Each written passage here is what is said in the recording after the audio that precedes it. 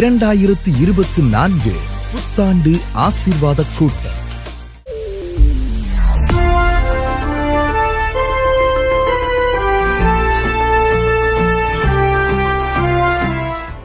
நாலுமாவடி தேவனுடைய கூடாரத்தில் 2024 ஆண்டிற்கான புத்தாண்டு ஆசீர்வாத கூட்டம் ஜனவரி மாதம் 1ஆம் தேதி மிகச் சிறப்பாக நடைபெற்றது.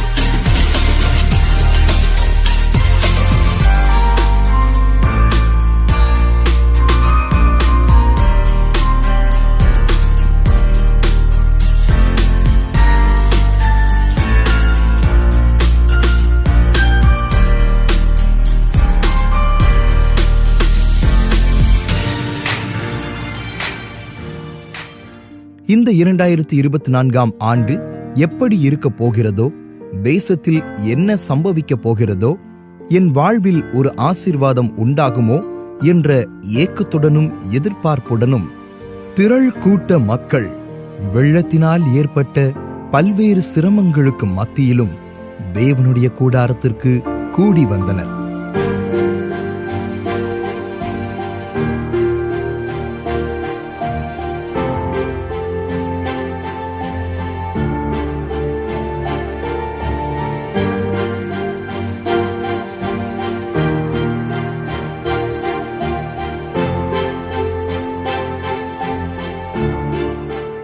பாடல் ஆராதனையோடு துவங்கிய இந்த புத்தாண்டு ஆசீர்வாத கூட்டத்தில் வந்திருந்த அனைவரும் 2024 ஆண்டிற்குரிய வாக்குத்தத்த பாடலை உற்சாகத்தோடு பாடி தேவனுடைய பாதுகாப்பை உரிமையாக்கிக் கொண்டார்கள்.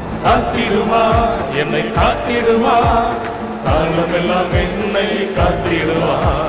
கலங்கிட மாட்டேன், நான் கலங்கிட மாட்டேன், கடைசி வரை என்னை காத்திடுவார். அல்லேலூயா அல்லேலூயா, என் இயேசுவுக்கு அல்லேலூயா. ஸ்தோத்திரமே ஸ்தோத்திரமே, என் இயேசுவுக்கு ஸ்தோத்திரமே. திருச்செந்தூர் தொகுதி சட்டமன்ற உறுப்பினர் திரு அனிதா ராதாகிருஷ்ணன் அவர்கள் கலந்து கொண்டு இக்கூட்டத்தை சிறப்பித்த போது சகோதரர் மோகன் சி லாசரஸ் அவர்கள் அவர்களுக்காக சிறப்பு பிரார்த்தனை ஏறெடுத்தார்கள். சகோதரர் மோகன் சி லாசரஸ் அவர்கள் இயேசு விடுவிக்கிறார் ஊழியம் செயல்படும் விதம் குறித்து ஜனங்களுக்கு பகிர்ந்து கொண்ட பின்பு இயேசு விடுவிக்கிறார் அறங்காவலர்களுக்காகவும் துறை தலைவர்கள் மற்றும் இணை ஊழியர்களுக்காகவும் சகோதரர் கார்த்திக் கமாலியேல் அவர்கள் ஜனங்களோடு இணைந்து ஊக்கத்தோடு ஜெபம் செய்தார்கள். 2024 ஆண்டிற்கான வாக்குத்தத்த பாடல் வீடியோவாக வெளியிடப்பட்ட போது அனைவரின் உள்ளமும் மகிழ்ச்சியினால் நிறைந்திருந்தது. இந்திய தேசத்தின் மக்கள் ரட்சிக்கப்படவும், ஆளுகை செய்வோர் மற்றும் தேவ ஊழியர்களை தேவன் பயன்படுத்தவும், எழுப்புதல் திட்டங்கள் தீவிரமாய் நிறைவேற்றப்படவும் ஜெபங்கள் ஏறெடுக்கப்பட்டது. வந்திருந்த ஜனங்களின் விசுவாசம் உறுதிப்பட இயேசு விடுவிக்கிறார் ஊழியத்தின் மூலம் தேவனிடம் இருந்து அற்புதங்களை பெற்றுக்கொண்டவர்கள் தங்களுடைய அனுபவங்களை சாட்சியாக பகிர்ந்து கொண்டார்கள். இறுதியாக சகோதரர் மோகன் சி லாசரஸ் அவர்கள் உன்னை பாதுகாக்கும் தேவன் என்ற தலைப்பில் புத்தாண்டு ஆசீர்வாத செய்தியை பகிர்ந்து கொண்டார்கள். 121 சங்கீதம் 7வது வசனம். கர்த்தர் உன்னை எல்லா தீங்குக்கும் விலக்கி காப்பார். கர்த்தர் உன்னை காப்பார். கர்த்தர் உன்னை காப்பார். இந்த வருஷத்துக்காக நான் தேவ சமூகத்தில் காத்திருந்து ஜெபித்த சமயம், இந்த ஊழியத்தோடு தொடர்புடைய மக்கள், இந்த ஊழியத்தை நேசிக்கிற மக்கள், இந்த ஊழியத்திற்காக ஜெபிக்கிற மக்கள், அவர்களுக்காகத்தான் நான் விசேஷமாய் ஜெபம் பண்ணி ஆண்டவர் என்ன வாக்கு கொடுக்கிறாரோ அதை அவர்களுக்கு தெரியப்படுத்துவது இந்த ஊழியத்தில் என்னுடைய பழக்கம். அதன்படி இந்த புதிய வருஷத்துக்காக நான் தேவ சமூகத்தில் சில நாட்களாக ஜெபம் பண்ணி கொண்டே இருந்தேன். அப்பொழுதுதான் ஆண்டவர் இந்த வார்த்தையை தெளிவாக சொல்லி, நான் காத்து கொள்ளுகிற தேவன், நான் பாதுகாக்கிற தேவன். இதை மக்களுக்கு நீ சொல்ல வேண்டும். அவருடைய பாதுகாப்புக்காக நீ ஜெபம் பண்ண வேண்டும் என்று ஆண்டவர் கட்டளையிட்டார். அதனால தான் இந்த வாக்குத்தத்தம் பாருங்கள், அவர் உங்களை எல்லா தீங்குக்கும் விலக்கி காப்பார். கர்த்தர் உங்களை காக்கிறவர், அவர் நம்மை பாதுகாக்கிற தேவன் என்பதாக வேத வசனம் தெளிவாய் சொல்லுகிறது. இந்த காலம் கடைசி காலம், கொடிதான ஒரு காலம். எங்கும் ஆபத்தான சூழ்நிலைகளை நாம் பார்த்து கொண்டிருக்கிறோம். மனிதனுக்கு பலவிதமான ஆபத்துகள் சூழ்ந்திருப்பதை பார்க்க முடிகிறது. இன்றைக்கு நீங்க பாருங்க, ஒரு பக்கம் இயற்கையினால் உண்டாகிற அழிவுகள், ஒரு பக்கம் புயல் காற்றினால் உண்டாகி வெள்ளங்கள் உண்டாகி சேதங்கள் உண்டாகிறது. மழை இதுவரை இல்லாத அளவிற்கு வானம் திறந்து கொட்டுகிறது, வெள்ளம் உண்டாகி கிராமங்கள் பாதிக்கப்படுகிறது, ஏராளமான மக்கள் பாதிப்புக்குள்ளாக்கப்படுகிறார்கள். இது தமிழ்நாட்டிலே மாத்திரமல்ல, இந்தியாவிலே மாத்திரமல்ல, உலக அளவிலே நாம் அதை பார்க்கிறோம். குளிர் பிரதேசங்களில் பனி பொழிவுகள் அதிகமாகி பனிக்கட்டிகள் பல அடிகள் உயரத்திற்கு உயர்ந்து அந்த நாடுகளிலே காரை வெளியே எடுக்க முடியலை, ரோடுகளிலே பிரயாணப்பட முடியவில்லை. அப்படிப்பட்ட பாதிப்புகள், இப்படி இயற்கையினாலே கடல் அலைகளினாலே சீற்றத்தினாலே உண்டாகிற பாதிப்புகள், இப்படி பலவிதமான பாதிப்புகள் இயற்கையின் நிமித்தமாய் உலகத்திலே காணப்பட்டு கொண்டிருக்கிறது. இன்னொரு பக்கம் கொள்ள நோய் பரவி கொண்டிருக்கிறது. மறுபடியும் சீனாவிலே இந்த கொள்ள நோய் பரவ ஆரம்பித்திருக்கிறது. சிங்கப்பூரில் இந்த கொள்ளை நோய் பாதிப்பு வந்திருக்கிறது. இந்தியாவின் சில பகுதிகளிலே பாதிப்பு வந்திருக்கிறது என்ற செய்திகள் வந்து கொண்டிருக்கிறது. கொள்ள நோயினால் உண்டாகிற பாதிப்புகள்.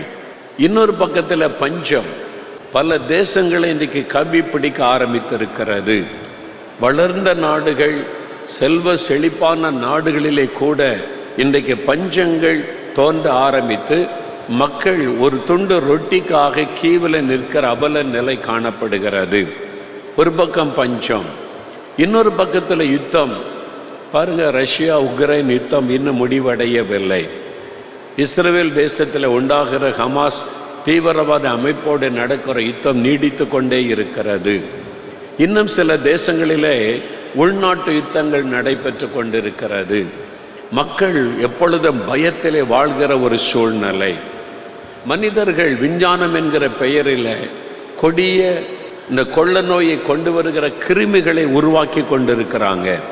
அப்படிப்பட்ட ஆட்கள் கைது செய்யப்படுகிற சம்பவங்களை நம்ம செய்தித்தாளிலே பார்க்கிறோம். பொல்லாத இருதயம் கொண்ட மனிதர்கள் பெருகிட்டாங்க. அதனால கொள்ள நோயை உருவாக்கி அனுப்புகிறார்கள். எவ்வளவு கொடிய இருதயம் கொண்ட மனிதர்கள் மாறிவிட்டார்கள் பாருங்க. யுத்தத்திற்கு கொடிதான ஆயுதங்களை கண்டுபிடித்து தூரத்திலிருந்து கண்டம் விட்டு கண்டம் பாய்ந்து போய் மனிதர்களை அழிக்கக்கூடிய பொல்லாத இந்த கருவிகளை கண்டுபிடித்து விட்டார்கள். பெரிய அழிவுகள், உலகம் எங்கும் ஒரு ஆபத்தான சூழ்நிலை காணப்படுகிறது. இந்த மாதிரி சூழ்நிலையில் எப்படி இந்த உலகத்தில் நாம் பாதுகாப்பாய் வாழ்வது என்கிற அச்சம் அநேக மக்களுக்குள்ளே உண்டாகிறது. நாம் வாழ்கிற இந்த உலகம், நாம் வாழ்கிற இடம், நாம் வாழ்கிற அந்த பகுதி, அங்கெல்லாம் பலவிதமான ஆபத்துகள் நம்மை சூழ்ந்து இருக்கிறதை பார்க்கிறோம். பெண்கள் குழந்தைகளுக்கு பாதுகாப்பற்ற நிலைமை. இந்தியாவில் குறிப்பிட்ட ஒரு மாநிலத்தில் 5 வருஷத்தில் 40,000 பெண்கள் காணாமல் போயிருக்கிறார்கள் என்ற ரிப்போர்ட்டை அரசாங்கமே கொடுக்கிறது. குழந்தைகள் இந்தியாவில் 1 லட்சத்துக்கும் அதிகமான பேர் சிறு குழந்தைகள் காணாமல் போகிறார்கள். பாதுகாப்பற்ற ஒரு சூழ்நிலையிலே நாம் காணப்படுகிறோம். வெளியே போனால் திரும்பி வருவோமா என்கிற அச்சம். நம்முடைய குழந்தைகளை ஸ்கூலுக்கு அனுப்பினால் பத்திரமாய் திரும்பி வருவார்களா என்கிற ஒரு அச்சம். எங்கும் பயப்படுகிற சூழ்நிலை காணப்படுகிறது. இந்த சூழ்நிலையில் ஆண்டவர் ஒரு வாக்கு கொடுக்கிறார். என் பிள்ளைகளே, நீங்கள் கலங்காதிருங்கள், நான் உங்களை பாதுகாக்கிற தேவன், நான் உங்களை பாதுகாக்கிற தேவன். இன்றைக்கு இந்த பாதுகாப்புக்கு தான் உலகம் அதிகமாய் கவனம் செலுத்துகிறது. எல்லா நாடுகளிலுமே பாருங்க, இன்னைக்கு அதிகமான பணம் எதற்காக செலவு செய்யப்படுகிறது? இராணுவத்திற்கு. அந்தந்த நாட்டை பாதுகாப்பதற்கு நம்ம கொடுக்கக்கூட வரி பணத்தில் அதிகமான பணம் இராணுவத்துக்கு தான் செலவு செய்யப்படுகிறது. தேசம் பாதுகாக்கப்பட வேண்டும், மக்கள் பாதுகாக்கப்பட வேண்டும், ஆபத்துகள் சூழ்ந்திருக்கிறது என்று அதுக்கு தான் அதிக பணம் செலவு செய்யப்படுகிறது. அதைத்தான் நாம் இன்றைக்கு பார்க்கிறோம். அப்போ இந்த உலகத்தில் கண்ணுக்கு தெரிகிற ஆபத்துகள் ஒரு பக்கம், கண்ணுக்கு தெரியாத ஆபத்துகள் இன்னொரு பக்கம். மந்திரவாதங்கள், பில்லி சூனியங்கள் ஏராளமாக பெருகி இருக்கிறதை நம்ம பார்க்கிறோம். அது கண்ணுக்கு தெரியாத ஆபத்துகள். எந்த நேரம் எந்த மாதிரி ஆபத்து நம்ம வீட்டுக்குள்ளே நுழையும், எவ்விதமான ஆபத்து நம்மை வந்து தாக்கும், திடீரென்று வரக்கூடிய இந்த பாதிப்பு நம்முடைய நிலை கொலைய பண்ணி விடுகிறது. என்ன செய்வதென்ற கலக்கம். இன்றைக்கு உலக சூழ்நிலை அதுதான். ஆனால் ஆண்டவர் ஒரு வாக்கு தருகிறார், என் பிள்ளைகளே நீங்கள் பயப்படாதிருங்கள், நான் உங்களை பாதுகாக்கிற தேவன், நான் உங்களை காத்து கொள்ளுவேன் என்று ஆண்டவர் வாக்கு கொடுக்கிறார். கர்த்தர் எல்லா தீங்குக்கும் உங்களை விலக்கி காப்பார். நீங்கள் பாதுகாக்கப்படுவீர்கள். உங்களை சுற்றிலும் எவ்வளவு தீமையான காரியம் நடந்தாலும், எவ்வளவு ஆபத்தான சூழ்நிலைகள் வந்தாலும் நீங்கள் பாதுகாக்கப்படுவீர்கள். இதுதான் ஆண்டவர் நமக்கு கொடுக்கிற வாக்கு தத்துவம். மத்தேயு 24 சொல்லப்பட்ட கடைசி காலத்தில் உண்டாகிற ஆபத்துகள் இன்னைக்கு தீவிரமாய் பெருகி கொண்டிருக்கிறது. இன்னும் இந்த வருஷத்திலும் கொள்ளை நோயின் பெருக்கம் அதிகமாகும். பூமி அதிர்ச்சிகள் பல இடத்திலே பேரழிவை கொண்டு வரும். இயற்கையினால் உண்டாகிற அழிவுகளும் பெருக்கமாகத்தான் இருக்கும். இந்த மாதிரி பாதிப்புகள் பெருகி கொண்டிருக்கிற காலத்தில் ஆண்டவர் சொல்லுகிறார், நீ பயப்படாதே மகனே, மகளே நீ பயப்படாதே, நான் உன்னை பாதுகாக்கிற தேவன். உன்னை சுற்றிலும் எவ்வளவு தீமைகள் பெருகினாலும் நான் உன்னை பாதுகாப்பேன் என்று கர்த்தர் வாக்கு கொடுக்கிறார். இந்த ஆண்டவர் இன்றைக்கு நம்மை பார்த்து சொல்லும் பொழுது என்னென்ன காரியத்திலே நமக்கு பாதுகாப்பு அவசியம். இந்த அதிகாரத்தை 121 சங்கீதத்தை வாசிக்கும் போது நம்முடைய பாதுகாப்புக்காக தேவன் கொடுத்திருக்கிற வாக்குத்தத்தங்கள் நிறைந்த ஒரு சங்கீதம். அதிலிருந்து ஒரு 3 காரியத்தை நான் சொல்லி ஜெபிக்க போகிறோம். முதலாவது ஆண்டவர் சொல்லுகிறார் 7வது வசனத்தில், அவர் உன் ஆத்துமாவை காப்பார். முதலாவது ஆண்டவர் ஒரு வாக்கு கொடுக்கிறார், உன் ஆத்துமாவை நான் பாதுகாப்பேன் என்று ஆண்டவர் சொல்லுகிறார். இந்த உலகத்தில் கிரியை செய்கிற இந்த தீமைகளை பரவ செய்கிற பொல்லாத பிசாசு முதலாவது நமக்கு விரோதமாய் செயல்படும் போது நம்முடைய ஆத்மாவைத்தான் அவன் குறி வைக்கிறான். இந்த ஆத்மா நம் கண்களால் பார்க்க முடியாது, ஆனால் நம்மால் உணர்ந்து கொள்ள முடியும். நம்முடைய ஆத்மா பாவம் செய்யும் போது அந்த ஆத்மா மரித்து விடும். பாவத்தினாலே ஆத்மா மரித்து விட்டால் சமாதானம் போய்விடும், நிம்மதி போய்விடும். அந்த ஆத்மா தேவனோடு தொடர்பு கொள்ள முடியாதபடியால் எப்பொழுதும் அந்த ஆத்மாவிலே பயம், கலக்கம், நிம்மதியற்ற நிலைமைதான் காணப்படும். அந்த ஆத்மாவிலே ஒரு கலக்கமும் ஒரு சமாதானமற்ற சூழ்நிலை தான் காணப்படும். அதனால நம்முடைய ஆத்மா காக்கப்பட வேண்டியது ரொம்ப அவசியம். நம்ம மனம் திரும்பி இயேசுவை ஏற்றுக்கொள்ளும் பொழுது நம்முடைய ஆத்மா ரட்சிக்கப்படுகிறது, நம்முடைய ஆத்மா உயிர் பெறுகிறது. மரித்த போன ஆத்மா உயிர் பெறுகிறது. பாவத்தின் சம்பளம் மரணம் என்று வேதம் சொல்லுகிறது. ஒரு மனிதன் பாவம் செய்யும் போது அவருடைய ஆத்மா மரித்து விடும். அப்பொழுது தேவனோடு உள்ள தொடர்பு துண்டிக்கப்படும். அதனால நிம்மதி இல்லை, சமாதானம் இல்லை. அப்பதான் நிறைய பாதிப்புகள் அவனுடைய தனிப்பட்ட வாழ்க்கையிலே உண்டாகும். அப்போ மனிதன் ரட்சிக்கப்படும் போது அந்த ஆத்மா உயிர் பெறுகிறது, தேவனோடு ஒரு ஐக்கியம் ஏற்படுகிறது. அப்போ உள்ளத்தில் சமாதானம், சந்தோஷம், மன மகிழ்ச்சி உண்டாகிறது. அந்த ஆத்மாவை பிசாசானவன் குறி வைக்கிறான். மறுபடியும் பாவம் செய்ய வைத்து பாவ கரைகளை கொண்டு வந்து தேவனோடு ஐக்கியத்தை கெடுத்து சமாதானத்தை கொலைத்து விட போராடுகிறான். அதனால் உங்களுடைய ஆத்மா பாதுகாக்கப்பட வேண்டியது மிக முக்கியம். ஆண்டவர் சொல்லுகிறார், அவர் உன் ஆத்மாவை காப்பார். அதாவது நம்முடைய ஆத்மாவை பாவம் கரைப்படுத்தாதபடி பாதுகாக்கிற ஒரு தேவன். இன்றைக்கு நம்மை சுற்றிலும் பாருங்கள், பாவம் செய்யக்கூடிய எல்லா சூழ்நிலைகளும் இருக்கிறது. நீங்கள் இருக்கிற இடத்துல, படிக்கிற இடத்துல, வேலை செய்கிற இடத்துல, பிஸ்னஸ் பண்ணக்கூடிய இடத்துல பாவம் எங்கே இருக்கிறது? எபிரேயர் 12ஆம் அதிகாரம் 1ஆம் வசனம் சொல்லுகிறது, நம்மை சுற்றி நெருங்கி நிற்கிற பாவம் எங்கோ தூரமாக இருக்கிறது என்று நினைத்து விடக்கூடாது. நம்ம பக்கத்தில் தான் அந்த பாவம் இருக்கிறது. அந்த பாவத்தினாலே நம்முடைய ஆத்மாவை கரைப்படுத்தி நம் சமாதானத்தை கெடுக்க சாத்தான் எத்தனித்து கொண்டிருக்கிறான். நம்முடைய ஆத்மா பாதுகாக்கப்பட வேண்டியது மிகவும் அவசியம். பாவம் நிறைந்த இந்த உலகத்தில் எப்படி என் ஆத்மாவை காத்து கொள்ளுவது? இந்த உலகத்தின் பாவங்கள், இச்சைகளும், பெருமைகளும், கோபங்களும், பலவிதமான உலக காரியங்களும் என்னை கரைப்படுத்தி விடுகிறது. எப்படி இந்த பாவம் நிறைந்த உலகத்தில் பரிசுத்தமாய் வாடுவது? நிறைய பேருக்கு அதுதான் பிரச்சனை. ஆனால் எனக்கு அன்பானவர்களே, ஆண்டவர் ஒரு வாக்கு கொடுக்கிறார், உன் ஆத்மாவை நான் பாதுகாப்பேன் என்பதாக. அவரே நம்மை பாதுகாக்கிற தேவன். நான் பல முறை சில சமயங்களில் சொல்லி இருந்தாலும் மறுபடியும் ஒரு முறை அந்த அனுபவத்தை சொல்லுவது உங்களுக்கு பிரயோஜனமாக இருக்கும். நான் ஊழியத்திற்கு ஒப்பு கொடுத்த ஊழியம் செய்ய ஆரம்பித்த அந்த காலத்தில் சில சபைகளில் பிரசங்கம் பண்ண கூப்பிடுவாங்க. சில பொது இடங்களில் கூட சபைக்கு வெளியே மைதானத்தில் கூட்டம் நடத்த அழைப்பார்கள். நான் போய் அங்கே பிரசங்கம் பண்ணும்போது ஆண்டவர் பயன்படுத்துவதைக் கண்டு நானே சந்தோஷப்பட்டு இருக்கிறேன். அந்த கூட்டம் முடிந்த உடனே சிலர் வருவாங்க. வாலிப வயசில் கர்த்தர் உங்களை நல்லா பயன்படுத்துகிறாரு, நல்ல வைராக்கியமாலாம் பிரசங்கம் பண்ணுறீங்க, நல்லா தான் இருக்குது, ஆனால் நீங்கள் கடைசி வரை நிலைநிற்கணுமே அப்படின்னு ஒரு வார்த்தை சொல்லுவார்கள்.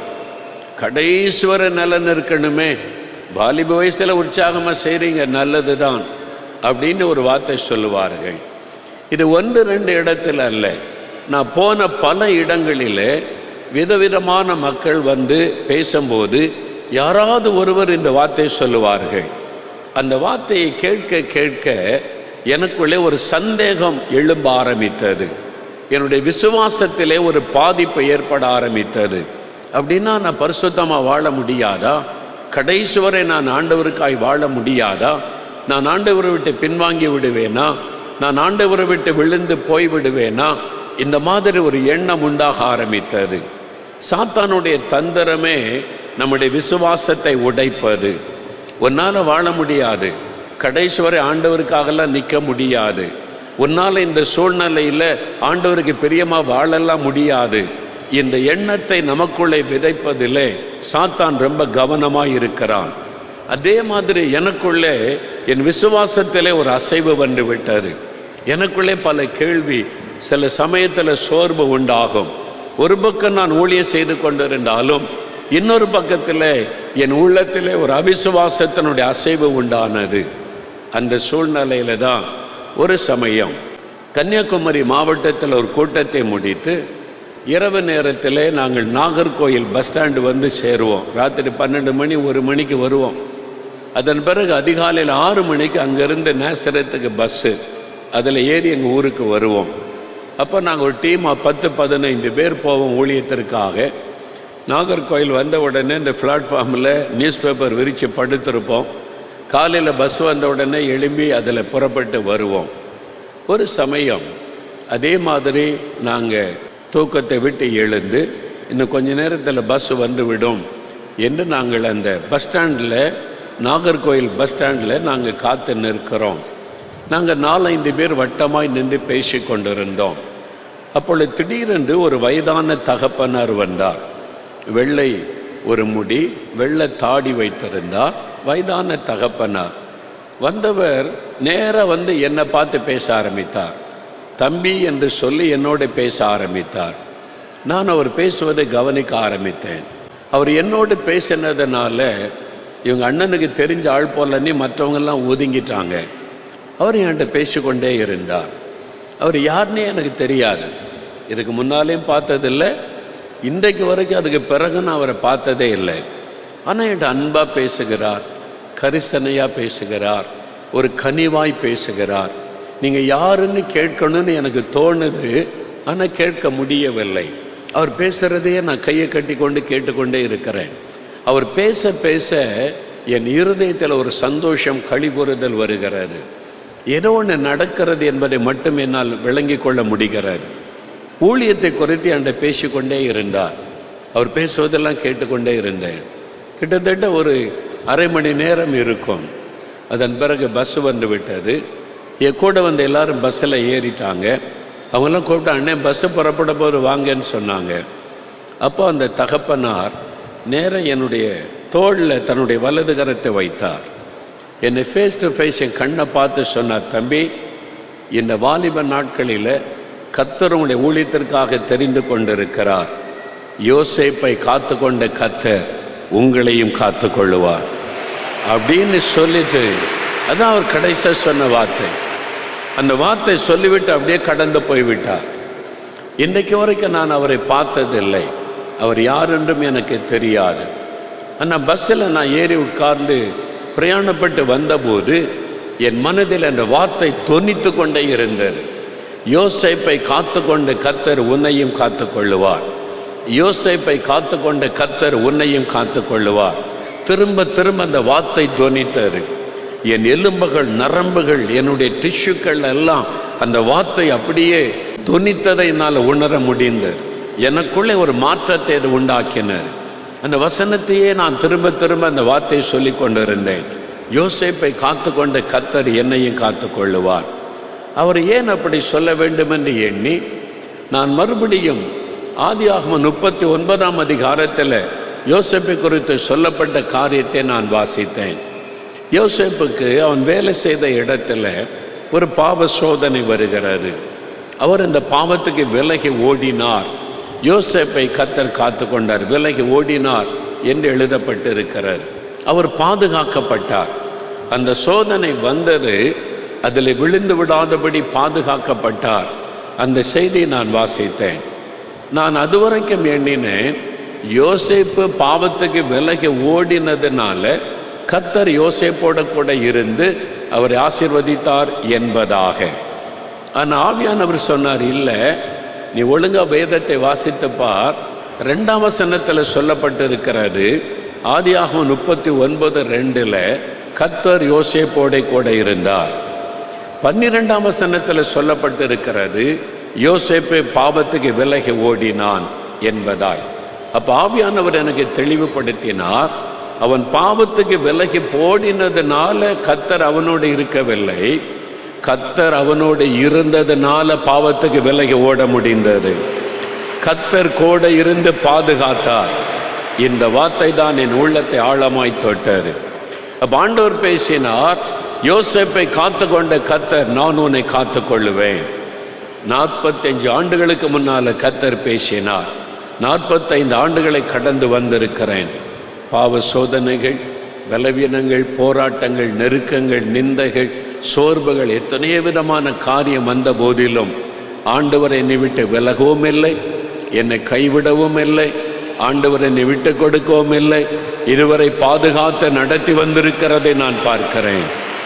அதே ஆண்டவர் தான் சொல்லுகிறார், என் மகனே, என் மகளே, நான் உன் ஆத்துமாவை பாதுகாப்பேன், நான் உன் ஆத்துமாவை பாதுகாப்பேன். விசுவாசத்தை விட்டு விடாதிருங்கள்.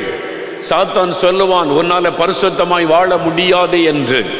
பிசாசு சொல்லுவான், இன்றைக்கு மாதிரி சூழ்நிலையில, பாவம் நிறைந்த இந்த உலகத்துல உன்னால பரிசுத்தமாய் வாழ முடியாது, நீ ஆண்டவருக்காக நிலைநிற்க முடியாது, வேதத்தில் சொல்லப்பட்டபடி உன்னால் வாழ முடியாது என்று சொல்லுவான். கர்த்தர் சொல்லுகிறார், இல்லை, நான் உன்னை பாதுகாக்கிற தேவன், உன் ஆத்துமாவை ரட்சித்தவர் நான், உன் ஆத்துமாவை பாதுகாக்கிறவர் நான் என்று ஆண்டவர் சொல்லுகிறார். பவுல் சொல்லுகிறார் 2 தீமோத்தேயு 1:12, நான் விசுவாசித்திருக்கிறவர் இன்னார் என்று அறிவேன், நான் அவர் கையில் ஒப்பு கொடுத்ததை, என் ஆத்துமாவை அவர் கையில் ஒப்பு கொடுத்திருக்கிறேன், அந்நாள் வரைக்கும் காத்துக்கொள்ள வல்லவராயிருக்கிறார் என்று நிச்சயித்திருக்கிறேன்.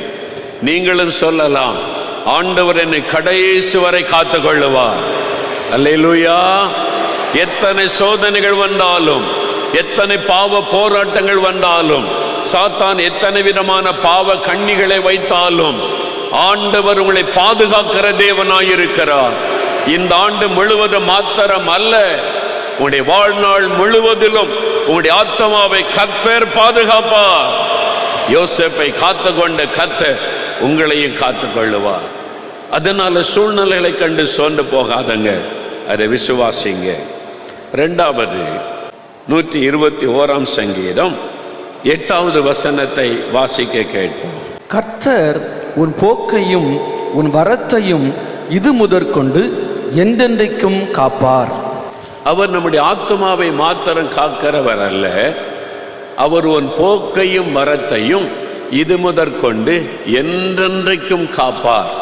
ஆண்டவர் அழகான ஒரு வாக்கு கொடுக்கிறார். என் மகனே மகளே, நான் உன் ஆத்துமாவை மாத்திரம் பாதுகாக்கிற தேவன் அல்ல, உன் ஆத்துமாவின் மீது மாத்திரம் அக்கறை உள்ள தேவன் அல்ல, உன்னை முழுமையாக பாதுகாக்க வேண்டிய பொறுப்பு என்னுடையது.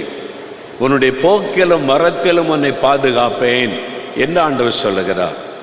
நாம் எல்லாருமே பிரயாணப்படுகிறோம். பிரயாணப்படாத ஆட்களை இன்றைக்கு காண்பது அரிது. எல்லாருமே பிரயாணப்படுகிறோம். காரில் பிரயாணப்படுகிறவர்கள், பஸ்ஸில் பிரயாணப்படுகிறவர்கள், ட்ரெயினில் பிரயாணப்படுகிறவர்கள், விமானத்தில் பிரயாணப்படுகிறவர்கள், பைக்கில் பிரயாணப்படுகிறவர்கள், சைக்கிளில் பிரயாணப்படுகிறவர்கள், ஏன் சிலர் நடந்தே போயிட்டு நடந்தே வருவாங்க. ஏதோ ஒரு விதத்தில் நம்ம பிரயாணப்படுகிறோம். நம்முடைய போக்கு வரத்து, நம்முடைய பிரயாணத்தில் எத்தனையோ ஆபத்து இருக்கிறது இல்லை? இன்றைக்கு பாருங்க, விபத்துகள் ஏராளமாய் பெருகி இருக்கிறது. ஒவ்வொரு வருடமும் இந்தியாவில் லட்சக்கணக்கான பேர் விபத்தில் மரிக்கிறார்கள் என்ற செய்தி வருகிறது. விபத்து ஏற்பட்டதுனால கை கால்கள் செயலற்று போய் படுக்கையில் இருக்கிறவங்க லட்சக்கணக்கான பேர் என்ற செய்தி வருகிறது. நம்மை சுற்றிலும் எத்தனை ஆபத்துகள் பாருங்க. திடீரென்று ட்ரெயின் விபத்து ஏற்பட்டு எத்தனை பேர் மரிக்கிறாங்க. திடீரென்று விமான விபத்து ஏற்பட்டு மரிக்கிறாங்க. தினந்தோறும் காருகள் விபத்து ஏற்பட்டு மரணம் சம்பவிக்கிறது. பைக்குகள் விபத்து ஏற்பட்டு கை கால்கள் முடக்கப்பட்ட நிலைமையில நிறைய பாதிப்புகள். நம்முடைய பிரயாணத்தில் எத்தனையோ ஆபத்து இருக்கிறது.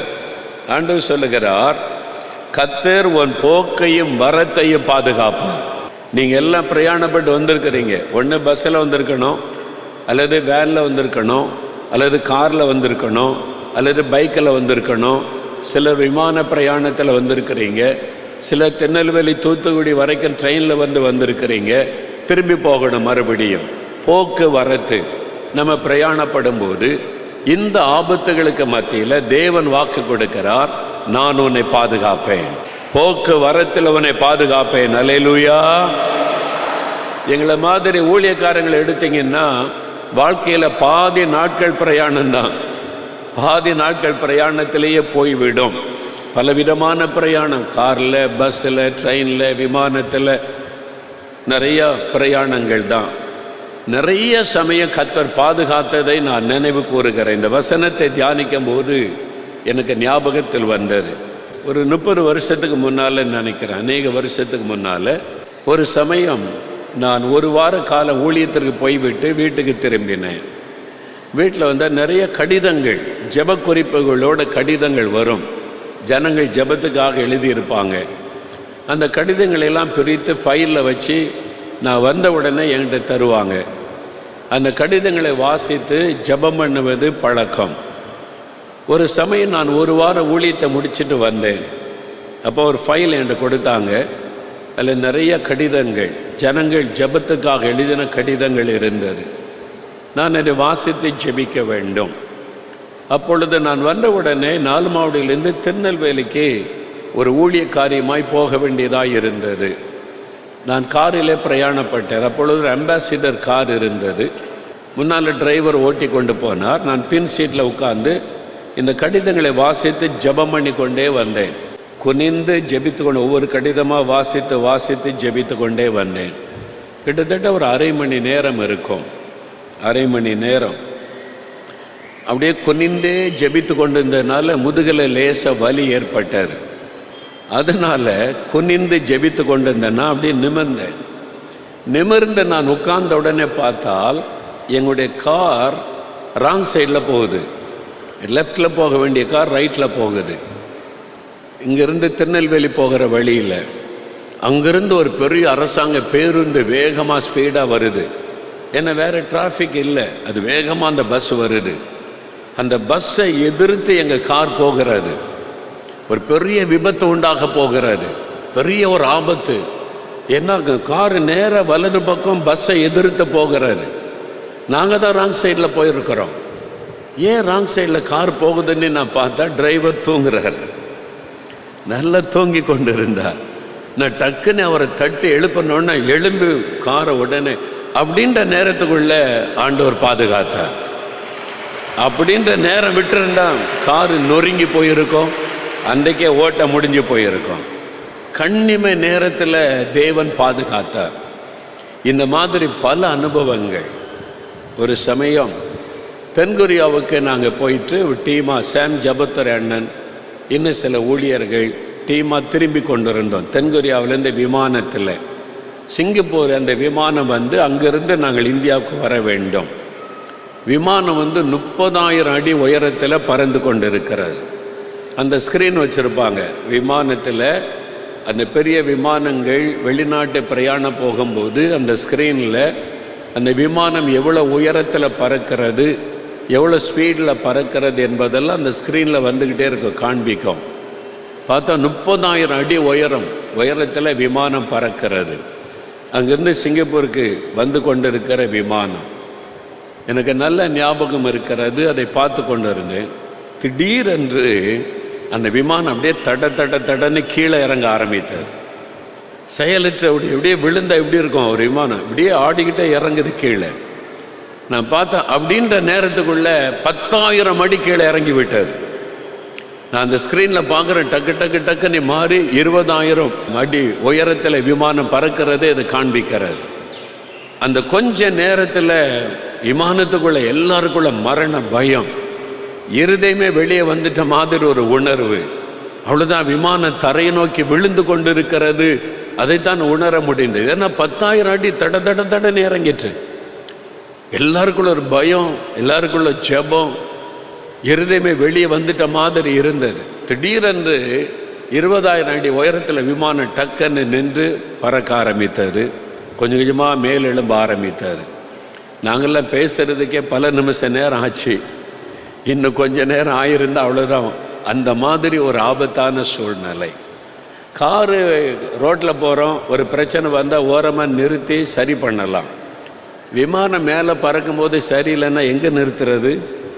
அவ்வளோதான், அங்கேருந்து நேராக பரலோகம் போயிடலாம். இந்த மாதிரி ஆபத்துகள் பல முறை வந்திருக்கிறது. ஆண்டவர் கிருபையாய் பாதுகாத்திருக்கிறார். அதான் போக்கிலும் மரத்திலும் பாதுகாக்கிற தேவன். அல்லேலூயா. ஆண்டவர் நம்மை பாதுகாப்பதற்கென்று தூதர்களை நியமித்திருக்கிறார். 91 சங்கீதம் 11-12 வசனம் பாருங்கள். கர்த்தர் நம்மை பாதுகாப்பதற்கு தம் தூதர்களுக்கு கட்டளையிடுவார். அவர்கள் நம்மை சூழ பாளையம் இறங்கி நம்மை பாதுகாப்பார்கள் என்று வேதம் சொல்லுகிறது. கண்ணுக்கு தெரியாத தேவ தூதர்கள் எப்பொழுது நம்ம மீது நோக்கமாக இருக்கிறாங்க. நம்ம ரட்சிக்கப்பட்டு ஆண்டவருடைய பிள்ளையாய் மாறிவிட்டால் நமக்கு ஒவ்வொருவருக்கும் குறைந்தது 2 தூதர்கள் நியமிக்கப்பட்டிருக்கிறார்கள் என்று வேத அறிஞர்கள் சொல்கிறாங்க. ஒரு தூதன் தேவ செய்தியை கொண்டு வருவதற்கு, இன்னொரு தூதன் பாதுகாப்பதற்கு. மிகாவேல் தூதன். நம்மை பாதுகாக்கிற தூதர்களை கர்த்தர் நமக்கு தந்திருக்கிறார். அவர்கள் பணிவிடையின் ஆவிகள் என்று சொல்லப்படுகிறது. நம் கண்களால் அவரை பார்க்க முடியாது. அவங்க ஆவிக்குரிய உலகத்தில் இருக்கிறவர்கள், ஸ்பிரிச்சுவல் பீயிங். அதனால நம்முடைய மாம்ச கண்களால் அவர்களை பார்க்க முடியாது. ஆனால் நம்ம பக்கத்தில் அவங்க இருக்கிறாங்க. இப்போ இந்த இடத்துல ஏராளமான தேவதூதர்கள் இருக்கிறாங்க. ஆண்டவர் அனுமதித்தால், நம்முடைய ஆவிக்குரிய கண்கள் திறக்கப்பட்டால் சில சமயம் தேவதூதர்களை தரிசிக்க முடியும். மற்றபடி அவர்களை பார்க்க முடியாது. ஆனால் வேதவசனம் சொல்லுகிறது, உங்களை பாதுகாக்க தம் தூதர்களுக்கு கட்டளையிடுவார். அவர்கள் சூழ பாளையம் இறங்கி உங்களை பாதுகாப்பார்கள். எத்தனையோ முறை நீங்க பாருங்க, ஒரு மரணம் அப்படின்ற நேரத்தில் நீங்க பாதுகாக்கப்பட்டிருப்பீங்க. ஒரு விபத்து ஏற்படுகிற நேரம் தப்பு வைக்கப்பட்டிருப்பீங்க. யாரோ என்னை காப்பாத்தினாங்க, யாரோ எனக்கு உதவி செய்தாங்கன்னு சொல்லி. அது தேவ தூதர்களை வைத்து தேவன் தன்னுடைய பிள்ளைகளை பாதுகாக்கிறார். இன்றைக்கும் அப்படி செய்கிறார். நீங்க அதை விசுவாசிக்க வேண்டும். எனக்கு ஒரு ஊழியர் செய்கிற சகோதரனை தெரியும். அவர் நல்ல உண்மை முத்தமாய் ஊழியர் செய்கிற ஒரு சகோதரர். ஒரு ஊழிய ஸ்தாபனத்திலே பணி செய்து கொண்டிருந்தார். ஒரு சமயம் ஒரு பட்டணத்தில் ஒரு ஊழிய வேலைக்காக அவர்களை அனுப்பினார்கள். அவர் வேலையெல்லாம் முடித்த பிறகு சாயங்காலம் 3 மணி ஆகிவிட்டார். மதியம் சாப்பிடுவதற்கு பசி ஏற்பட்டதுனால பஸ் ஸ்டாண்டுக்கு ஆப்போசிட் இருக்கிற ஒரு ஹோட்டல், அந்த ஹோட்டலில் சாப்பிடலான்னு உள்ளே போனார். ஒரு சிலர் தாங்க இருந்தாங்க. சாயங்காலம் 3 மணி ஆயிட்டதுனால அதிகமான ஆட்கள் இல்லை. ஒரு சிலர் இருந்தாங்க. இவரை உட்கார்ந்தார். அவருக்கு உணவு கேட்டார், வைக்கப்பட்டது. சாப்பிட்டு கொண்டே இருந்தார். திடீரென்று மடமடன்னு ஒரு சத்தம் கேட்டார். என்னதான் சத்தம் கேட்குதுன்னு பார்க்கறதுக்குள்ள அந்த கட்டடம் இடிந்து விழுகிறது. பழைய காலத்து கட்டடம், அது கீறல் விழுந்து இருந்திருக்கிறது. அவங்க செப்பனிடவில் அந்த கட்டடம் இடிந்து விழுகிறது. அவ்வளோதான், அந்த கட்டடத்துக்குள்ள அகப்பட்டு கொண்ட மரணம். அவர் சொன்னார், யாரோ ஒருத்தர் அவர் கையை பிடித்து இழுத்து கொண்டு வந்து தலையை பிடிச்சு வெளியே தள்ளினாங்களாம். ரோட்டில் வந்து அப்படியே நின்றார். யார் என்னை பிடிச்சு தள்ளுனாங்கன்னு திரும்பி பார்த்தா கட்டடம் நொறுங்கி விழுந்தார். அவர் சொன்னார், அண்ணன், ஒரே ஒரு செகண்டு தான், யாரோ என்னை கையை பிடிச்சு, நான் சாப்பிட்டு கொண்டு இருந்தேன், கையை பிடிச்சு இழுத்து கொண்டு வந்து வெளியே விட்டாங்க, அந்த கட்டடம் இடிந்து விழுந்தார். நான் பார்க்குறேன், யாருமே இல்லை என் பக்கத்தில். அப்போதான் நான் சொன்னேன், தேவதூதன், உங்களுக்குன்னு தேவன் நியமித்திருக்கிற தேவதூதன், உங்களை பாதுகாப்பதற்கு தேவன் வைத்திருக்கிற தேவதூதன். இதான் வேதம் சொல்லுகிறது. நாம் அதை விசுவாசிக்க வேண்டும். கர்த்தர் தம்முடைய தூதர்களை அனுப்பி நம்மை பாதுகாக்கிற தேவன். உங்களுடைய குழந்தைகளை ஸ்கூலுக்கு அனுப்புறீங்க, வேனில் வீட்டு வாசல்ல நின்று சொல்லி அனுப்புவீங்க, டாட்டா காமிப்பீங்க, பத்திரமா போயிட்டு பத்திரமா வான்னு சொல்லி. ஆனால் நீங்கள் போக முடியாவிட்டாலும் உங்கள் குழந்தையோடு கூட தேவன் தம்முடைய தூதர்களை அனுப்பி வைக்கிறார். உங்களுடைய குழந்தைகளை பாதுகாக்கிற தூதர்கள் கூட இருக்கிறாங்க. நீங்கள் அதை விசுவாசிக்கணும். எந்த தீங்கு நம்மை சேதப்படுத்தாதபடி நம்மை பாதுகாப்பதற்கு தம் தூதர்களுக்கு கட்டளையிடுகிறார். அவள் சூழ பாளையம் இறங்கி நம்மை பாதுகாப்பார்கள். எலிசாவை பாதுகாக்க அக்னிமயமான ரதங்களையும் குதிரைகளையும் கர்த்தர் அனுப்புகிறார். தேவ தூதர்கள் வந்து சூழ்ந்திருந்து பாதுகாக்கிறார்கள். உங்களை பாதுகாப்பார், உங்களுடைய குடும்பத்தை பாதுகாப்பார். நடக்கிற தீமைகள், நெருக்கங்கள், வருகிற போராட்டங்கள், அக்கிரமான கிரியைகளை கண்டு பயப்படாதங்க. உங்களுக்கான தேவ தூதர்களை கர்த்தர் நியமித்திருக்கிறார். அவர் உங்களுடைய போக்கையும் உங்களுடைய வரத்தையும் பாதுகாக்கிற தேவன். மூன்றாவது இன்னொரு வசனம் பாருங்க, மறுபடியும் 7வது வசனம் வாசிங்க. கர்த்தர் உன்னை எல்லா தீங்குக்கும் விலக்கி காப்பார். கர்த்தர் உங்களை எல்லா தீமைக்கும் விலக்கி காப்பார். தீமைகள், அவர் நம்ம ஆத்மாவை காப்பார், போக்குவரத்தில் நம்மை பாதுகாப்பார். அடுத்த வசனம் சொல்லுகிறது, எல்லா தீங்குக்கும் விலக்கி காப்பார். இது தீங்கான நாட்கள், இது கடைசி காலம், தீங்குகள் நிறைந்த ஒரு காலம். யார் தீங்கு செய்வது? யார் நமக்கு தீமை செய்வது? வேதம் சொல்லுகிறது, யோவான் 10ஆம் அதிகாரம் 10ஆம் வசனத்தில், பிசாசாகிய திருடன் திருடவும் கொல்லவும் அழிக்கவும் வருகிறான் என்று வேறு ஒன்றுக்கும் வரான். அந்த பிசாசாகிய தீங்கு செய்கிற அந்த பொல்லாதவன் தான் நமக்கு தீமையான காரியத்தை கொண்டு வருகிறான். வியாதியை கொண்டு வருகிறான், பலவீனத்தை கொண்டு வருகிறான், வியாபாரத்தில் நஷ்டத்தை கொண்டு வருகிறான், குடும்ப சமாதானத்தை கெடுக்கும்படியான காரியத்தை செய்கிறான். உன்னுடைய சமாதானத்தை கெடுக்க, சந்தோஷத்தை கெடுக்க தீமையான காரியத்தை அவன் தீவிரமாய் செய்து கொண்டிருக்கிறான் என்று வேதம் நமக்கு சொல்லுகிறது. அவன் கட்சிக்கிற சிங்கம் போல யாரை விழுங்கலாமோ என்று சுற்றி கொண்டே திரிகிறான். அதோ ரட்சிக்கப்பட்ட பிள்ளைகள், ஆண்டவருடைய பிள்ளைகள், இயேசுவை பின்பற்றக்கூடிய பிள்ளைகள், அவருடைய ஊழியத்தை செய்கிற பிள்ளைகளை குறிவைத்து கொண்டவன் அலைகிறான். என்ன தீங்கு செய்யலாம், என்ன ஆபத்தை உண்டாக்கலாம், என்ன வியாதியை கொண்டு வரலாம், எப்படி இவர்களுடைய வாழ்க்கையில நஷ்டத்தை, இழப்பை கொண்டு வரலாம் என்று தீமையான காரியத்தை செய்யும்படி சாத்தான் எத்தனித்து கொண்டிருக்கிறான். ஏன் தெரியுமா? வெளிப்படுத்தின விசேஷம் 12ஆம் அதிகாரம் 12ஆம் வசனம் சொல்லுகிறது, சாத்தானுக்கு இன்னும் கொஞ்ச காலம் மாத்திரம்தான் இருக்கிறது. ஆண்டவருடைய வருகை சமீபித்து விட்டது. சீக்கிரமாய் அவர் வரப்போகிறார். சீக்கிரமாய் சபை எடுத்துக் கொள்ளப்பட போகிறது. நாம் ஆண்டவரோடு அந்த கல்யாண விருந்தில் ஆண்டவரோடு கூட மத்திய ஆகாயத்தில் அவரை சந்திக்க போகிறோம். இன்னும் கொஞ்ச காலம்தான். சாத்தானுக்கு கொடுக்கப்பட்ட காலம் இன்னும் கொஞ்ச காலம்தான். ஆகவே அவன் அதிக கோபத்தோடு கூட பூமியில இறங்கினான். ஆகவே உங்களுக்கு ஆபத்து வரும் என்று வேதம் சொல்லுகிறது. அவன்தான் ஆபத்தை கொண்டு வருகிறவன். சாத்தான் பொல்லாதவனும் தீங்கு செய்கிறவனும் நமக்கு விரோதமாய் செயல்படுகிற கிரியைகளை நடப்பிக்கிறவனுமாக இருக்கிறான். அவன் அதிகாரத்தில் உள்ளவர்களை பயன்படுத்தக்கூடும், பொல்லாத மனிதர்களை நமக்கு விரோதமாய் பயன்படுத்தக்கூடும், பொறாமை கொண்ட மக்களை நமக்கு விரோதமாக எழுப்பக்கூடும், நமக்கு விரோதமாக இல்லாத பொல்லாத காரியங்களை பேசி நம்மை சோர்ந்து போக பண்ணும்படியான பொல்லாத இருதயம் கொண்ட மக்களை எழுப்பக்கூடும். சாத்தான் இதற்கு பின்னாலே நின்று செயல்பட்டு நமக்கு தீமை செய்வதற்கு எத்தனித்து கொண்டிருக்கிறான். பாருங்க, யோபு நல்லா இருக்கிறது சாத்தானுக்கு பிடிக்கவில்லை. தீங்கு செய்யணும், அவனை பாதிப்புக்கு உள்ளாக்கணும். ஆண்டவர் வேலி அடைத்து பாதுகாத்ததுனால அவனால உள்ளே நுழைய முடியவில்லை. தேவன் வேலி அடைத்து விட்டால் எந்த சாத்தானுடைய வல்லமையும் உடைய குடும்பத்துக்குள்ளே நுழைய முடியாது, உடைய வியாபாரத்துக்குள்ளே நுழைய முடியாது, உங்களுக்கு தீங்கு செய்ய முடியாது. கர்த்தர் உங்களை சுற்றிலே வேலி அடைத்து பாதுகாக்கும் பொழுது 1000 மந்திரவாதிகள் ஒன்றாக நின்று மந்திரவாதம் செய்தாலும் அந்த மந்திரத்தின் கிரியைகள் உங்களுடைய வீட்டுக்குள்ளே நுழையவே முடியாது. அதான் தேவனுடைய பாதுகாப்பு.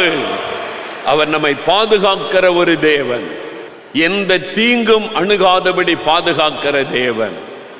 சில சமயத்தில் ஆண்டவர் அனுமதிக்க கூடும். யோபுடைய வாழ்க்கையில ஆண்டவர் அனுமதிக்கிறார். சரி, நான் வேலையை எடுத்து விடுறேன், உயிர் மட்டும் தொடக்கூடாது அப்படின்னு சொல்லி அனுமதியோடு தான் வர முடிந்தது. மற்றபடி சாத்தான் அவள் உள்ள நுழைய முடியாது. எந்த ஆபத்து வந்தாலும் நம்மளை பாதுகாக்கிற தேவன் இருக்கிறார் என்பதில் உறுதியாயிருங்க. சுனாமி வந்துச்சுல்ல, சுனாமியினுடைய பாதிப்பு எத்தனை லட்சம் மக்கள் மரிச்சாங்க, எவ்வளோ மரணங்களை நம்ம பார்த்தோம். சென்னையில் நடந்த ஒரு சம்பவத்தை சாம் ஜபத்துரை அண்ணன், உங்களுக்கு தெரியும், அந்தந்துள்ள அப்பம் அருமையான தேவ மனிதர், ஒரு நாள் நாங்கள் பேசி கொண்டிருக்கும் போது ஒரு நடந்த சம்பவத்தை எனக்கு சொன்னாங்க. அவங்க கேள்விப்பட்டது, அவங்க விசாரித்து அறிந்த ஒரு சம்பவத்தை சொன்னார்கள். இந்த சுனாமி தாக்கி கொண்டிருந்த சமயம் சென்னை கடற்கரையில் ஒரு மீனவ பெண், மீன் விற்கிற மீனவ குடும்பத்தை சார்ந்த ஒரு சகோதரி, அவங்க நிறை மாத கர்ப்பிணி. அவங்க அந்த கடற்கரை ஓரத்தில் நிறைய பேர் மீன் வச்சு வியாபாரம் பண்ணுவாங்கல்ல, அதே மாதிரி அவங்க வச்சு மீன் வியாபாரம் பண்ணி கொண்டு இருக்கிறாங்க. திடீரென்று கடலுக்குள்ள அந்த அலை எழும்புகிறது. கடற்கரை மக்கள் பார்க்குறாங்க, கடலுக்குள்ளே பாருங்கள் அலை எழும்புகிறது. 5 அடி 10 அடி எழும்போ, சில சமயத்தில் அது நேச்சுரல். ஆனால் இது 100 அடிக்கு மேலே எழும்புது, ஏதோ ஒரு ஆபத்து, எல்லாம் ஓடுங்க ஓடுங்க கரையை நோக்கி ஓடுங்கன்னு சத்தம் போடுறாங்க. கடற்கரையில் விளையாடி கொண்டிருந்த சின்ன பிள்ளைகள் பெரியவங்கெல்லாம் ஓடுறாங்க, அந்த கடற்கரை விட்டு ஊருக்குள்ளே ஓடுறாங்க. அந்த கடற்கரை ஒட்டி தான் அவங்களுடைய வீடுகளெல்லாம் இருக்கிறது, அங்கே அதை நோக்கி ஓடுகிறார்கள் எல்லாரும். இந்த நிறை மாத கர்ப்பிணி இந்த பெண் பார்க்குறாங்க, அந்த அலை அப்படியே எழுப்பி வருகிறது, இவங்களும் ஓடுறாங்க.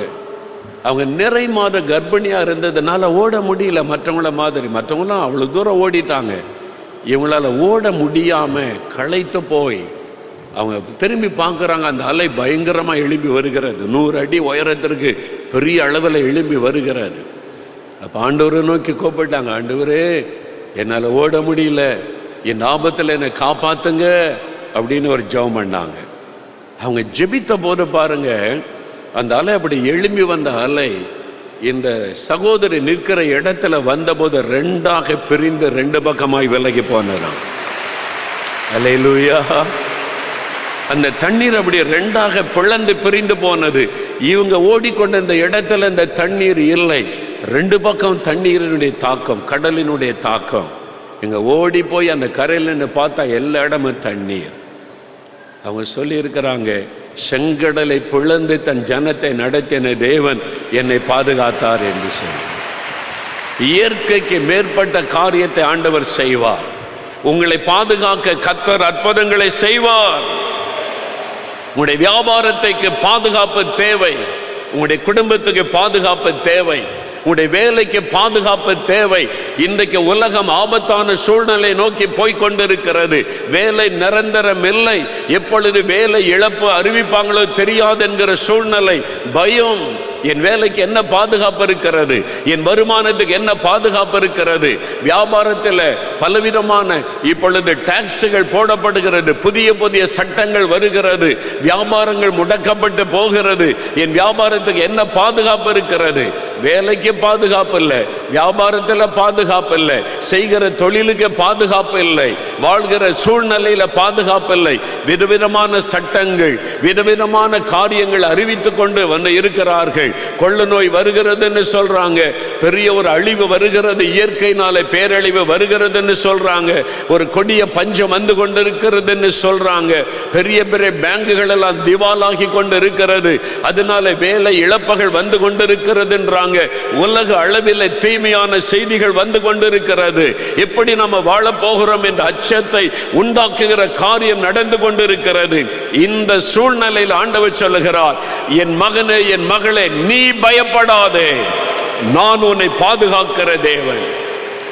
நீங்க அவரை சார்ந்து அவரோட இணைந்திருந்தால் உங்க வேலையில யாரும் கை வைக்க முடியாது. உங்க வேலை பாதுகாக்கப்படும். உங்களுடைய தொழில யாரும் உங்களை டிஸ்டர்ப் பண்ண முடியாது. தொழில் பாதுகாக்கப்படும். உங்களுடைய பிள்ளைகள் பாதுகாக்கப்படுவார்கள். அவர் பாதுகாத்து நடத்துகிற தேவன். சாத்தான் எத்தனை விதமான போராட்டத்தை கொண்டு வரட்டும், வியாதிகளை கொண்டு வந்து, பலவீனத்தை கொண்டு வந்து, நம்முடைய பணத்தை எல்லாம் உறிஞ்சி எடுக்க பலவிதமான திட்டங்களை பிசாசு கொண்டு வருகிறான். ஆண்டவர் சொல்றார், மகனை பயப்படாத, பயப்படாத, நான் இருக்கிறேன், நான் உன்னை பாதுகாக்கிற தேவன், எல்லா தீங்குக்கும் விலக்கி காப்பேன் என்று ஆண்டவர் சொல்லுகிறார். உலகத்தில் இருக்கிற சாத்தானை காட்டில நம்மோடு இருக்கிற இயேசு பெரியவர். அல்லேலூயா. தானியேலை கொண்டு போய் சிங்க கபில போடுகிறார்கள். பசியோடு இருக்கிற சிங்கம் யாருமே காப்பாற்ற முடியாது. சிங்க கபில ஒரு மனிதன் போடப்பட்டு விட்டால் ஒருவராலும் காப்பாற்ற முடியாது என்றால் பசியோடு இருக்கிற சிங்கம். ஆனால் அந்த சிங்கங்களுக்கு நடுவே தானியேல் போடப்பட்ட பொழுது பசியோடு இருக்கிற சிங்கம் தானியேலை தொடவில்லை. காரணம் என்ன? தானியேல் சொல்லுகிறார், தேவன் தம்முடைய தூதனை அனுப்பி சிங்கத்தின் வாயை கட்டி போட்டு விட்டார். அங்கே தேவதூதன் வந்து நின்றான் தானியேலுக்கு அருகிலே. சிங்கங்கள் அமைதியான இருக்கிறாரு. தேவதூதர்கள் வந்து அந்த சிங்கத்தின் வாயை கட்டி போட்டார்கள். தீமை செய்ய முடியவில்லை. உங்களுக்கு விரோதமாய் சிங்கத்தை போல மக்கள் எழும்பலாம், கர்ஜிக்கலாம், உங்க பக்கத்துல வருவாங்க, உங்களை தொட முடியாது. அல்லேலூயா. விசுவாசிக்கிறீங்களா? விசுவாசத்துல நீங்க உறுதியா இருக்கணும், அதான் முக்கியம். விசுவாசம், ஆண்டவருடைய வாக்குத்தத்தத்தின் மேல விசுவாசம். குஜராத்தில் ஒரு பகுதியில் சிங்கம் நடமாடுகிற காடுகள் இருக்கிறது. சிங்க காடுகள் குஜராத்தில் ஒரு பகுதியில் இருக்கிறது. அநேக ஆண்டுகளுக்கு முன்னால் அங்கே ஊழியத்திற்காக நான் போயிருந்த போது மிஷினரிகள் ஒரு காட்டு வழியாக ஒரு ஜீப்பில் அழைத்து கொண்டு போனார்கள். ரெண்டு பக்கம் காடு, அடர்ந்த காடு, மத்தியில் ஒரு ரோடு. அவங்க சொன்னாங்க, அண்ணன் 6 மணிக்கு மேலே இந்த ரோட்டில் யாருமே வர முடியாது, எல்லாம் ஸ்டாப் பண்ணிடுவாங்க, பகலில் மட்டும்தான் ட்ராவல் பண்ண முடியும். ஏன் என்று கேட்டேன். இது சிங்கம் நடமாடுகிற காடு, ராத்திரி ஆனால் சிங்கம் இங்கெல்லாம் கூட நடமாடும், அதனால் ராத்திரியில் வாகனத்தை அனுமதிக்க மாட்டார்கள் என்று. அப்போ அந்த மிஷினரி ஒரு நடந்த சம்பவத்தை சொன்னார். அந்த மலைப்பகுதியில் இருக்கிற ஆதிவாசி மக்கள் ரட்சிக்கப்பட்டு அங்கே ஒரு சபை இருக்கிறது, ஞாயிற்றுக்கிழமை ஆராதனைக்கு வருவார்கள். அதில் சாட்சியெல்லாம் சொல்லுவாங்க அந்த மக்கள், இயேசு தனக்கு செய்த நன்மைகளை. அப்போ ஒரு மனிதர் சாட்சி சொன்னார், நானே அதிர்ந்து போயிட்டேன் அப்படின்னு அந்த மிஷினரி சகோதரர் சொன்னார். என்ன சாட்சி சொன்னார் என்று கேட்டேன். அப்பொழுது சொன்னார், இந்த மலையில் வசிக்கிற, அந்த கிராமத்தில் வசிக்கிற ஆதிவாசிகள் வாரத்தில் ஒரு முறை அல்லது மாதத்தில் ஒரு முறை அந்த மலையை விட்டு இறங்கி மலை அடிவாரத்தில் இருக்கிற மார்க்கெட்டுக்கு வருவாங்க. அங்கே தான் எல்லா பொருளும் கிடைக்கும். அவங்களுக்கு தேவையான சமையல் பொருட்கள், தேவையான பொருட்கள் வாங்குவதற்கு ஒரு கூட்டமாக வருவாங்களா. அந்த ஆதிவாசி மக்கள் மலையிலிருந்து இறங்கி கூட்டமாக வருவாங்க. அந்த மார்க்கெட்டில் எல்லா பொருளும் வாங்கி கொண்டு கூட்டமாக போவாங்க. ஏன்னா தனியாக போனால் ஆபத்து, சிங்கம் நடமாடுகிற காடு, அதை ராத்திரிக்குள்ளே இருட்டுறதுக்குள்ளே போயிடணும், வேகமாக போயிடுவாங்க. ஒரு சமயம் ஒரு கூட்டமாக வந்தாங்க, எல்லாம் பொருள் வாங்கி கொண்டு இருந்தாங்க. அதில் ஒரு மனிதர், அவர் நிறைய பொருள் வாங்கி கொண்டு இருந்தார். எல்லாம் புறப்பட்டாங்க ஒன்றா. இவரை கூப்பிட்டாங்க, நாங்கள் ரெடி, வாங்க போகலாம்னு சொன்னால், இல்லை நான் இன்னும் ஒரே ஒரு பொருள் வாங்கினோம், நீங்கள் அப்படி போய்கிட்டே இருங்க, நான் வந்துடுறேன் சொன்னதுனால இவங்க எல்லாம் கிளம்பிட்டாங்க. ஒன்றா கூட்டமாக அவங்க கிராமத்துக்கு புறப்பட்டு போனாங்க. இவர் கொஞ்சம் ஜாமான் வாங்கினதில் பிந்தி விட்டார், லேட் ஆகி விட்டார். அதனால் இவர் புறப்படுறதுக்குள்ளே கொஞ்சம் இருட்டுகிற சூழ்நிலை வந்து விட்டார். இவர் வர்றதுக்குள்ளே அவங்கெல்லாம் போயிட்டாங்க, காட்டை கடந்து ரொம்ப தூரம் போயிட்டாங்க. இவர் தலையில் பாரம், கையில் பாரம், இந்த பொருட்களெல்லாம் வச்சிருக்கிறாரு. இவர் வேகமாக நடந்து வந்து கொண்டே இருந்தார். திடீரென்று ஒரு சிங்கம் கர்ச்சிக்கிற சத்தம் கேட்டார். அவர் நின்றார். நின்று பார்த்தா அவருக்கு முன்னால் சில அடி தூரத்தில் ஒரு சிங்கம் அவரை பார்த்துக்கிட்டே படுத்திருக்கு. நேரில் அவரை பார்க்குற காட்டுக்குள்ள சில அடி தூரத்தில் ஒரு சிங்கம் உங்களை பார்த்தா என்ன ஆயிருக்கும்? கை கால்லாம் நடுங்கி பொருளெல்லாம் போட்டுட்டு ஒரு ஓட்டம் எடுத்திருப்பார்ல. இந்த மனிதர் அப்படியே நின்னார். பார்த்தார், சிங்கம் படுத்து இவரை பார்க்குது, அப்படியே முறைச்சிக்கிட்டு பார்க்குது, கர்ச்சிக்குது. தலையில் பாரம் இருக்குது, கையில் பாரம் இருக்குது. அவர் என்ன பண்ணார்? அப்படியே முழங்கால் போட்டாராம். அந்த சிங்கத்துக்கு முன்னால் முழங்கால் போட்டு ஆண்டவரை பார்த்து, ஆண்டவரே, நீங்கள் உண்டாக்கின சிங்கம் எனக்கு முன்னால் படுத்திருக்குது, அது கொஞ்சம் அந்த பக்கம் போக சொல்லுங்க, நான் போகணும்ல வீருக்கு, நான் ஊருக்கு போகணும்ல, வழியில் படுத்திருக்கு, கொஞ்சம் போக சொல்லுங்க ஆண்டவரை அந்த பக்கம் நேரம். அவ்வளோதான் ஜெபம். நம்மளன்னா உடனே ஆவியில் நிறைய அந்நிய பாஷையெல்லாம் வந்துடும் நமக்கு ஆபத்து வந்த உடனே. அவர் ரொம்ப சிம்பிளாக அவர் ஜெபம் பண்ணார். ஆண்டவரே, நீர் உண்டாக்கின சிங்கம் நான் போகிற வழியில் படுத்திருக்குது, கொஞ்சம் எழும்பி அந்த பக்கம் போக சொல்லுங்க, நான் ஊருக்கு போகணும் இல்லைன்னு சொன்னாராம். அந்த சிங்கம் அவரை பார்த்தது, எழுந்தது, அமைதியாக காட்டுக்குள்ளே போய்விட்டார். இவர் வீடு வந்து சேர்ந்துட்டார். இதை ஞாயிற்றுக்கிழமை ஆராதனையில் வந்து சிம்பிளாக சாட்சியம் சொல்கிறாராம். நான் வர்ற வழியில் சிங்கம் படுத்திருந்தது, நான் ஏசப்பாவை பார்த்து இப்படி தான் ஒரே ஒரு வார்த்தை சொன்னேன், அது அமைதியாக எழுப்பி காட்டுக்குள்ளே போயிட்டு நான் வந்துட்டேன் அப்படின்னு சொல்லி. தானியேலின் தேவன் இன்றைக்கும் உயிரோடு இருக்கிறார். தானியேலின் தேவன் இன்றைக்கும் அர்ப்பணம் செய்கிறார். உங்களுக்கு விரோதமாய் கர்ச்சிக்கிற சிங்கம் போல சாத்தான் எழும்பலாம்.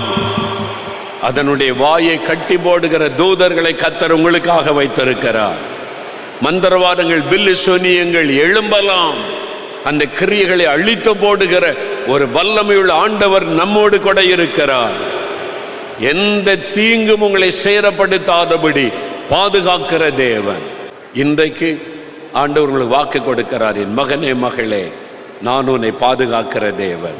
உன் ஆத்துமாவை காப்பேன், போக்கையும் மரத்தையும் காப்பேன், தீங்கு உன்னை சேதப்படுத்தாதபடி காப்பேன் என்று கர்த்தர் உங்களுக்கு வாக்கு கொடுக்கிறார். விசுவாசிக்கிறீங்களா? கடைசி கால ஆபத்துகள் வந்தாலும் நாம் பாதுகாக்கப்படுவோம்.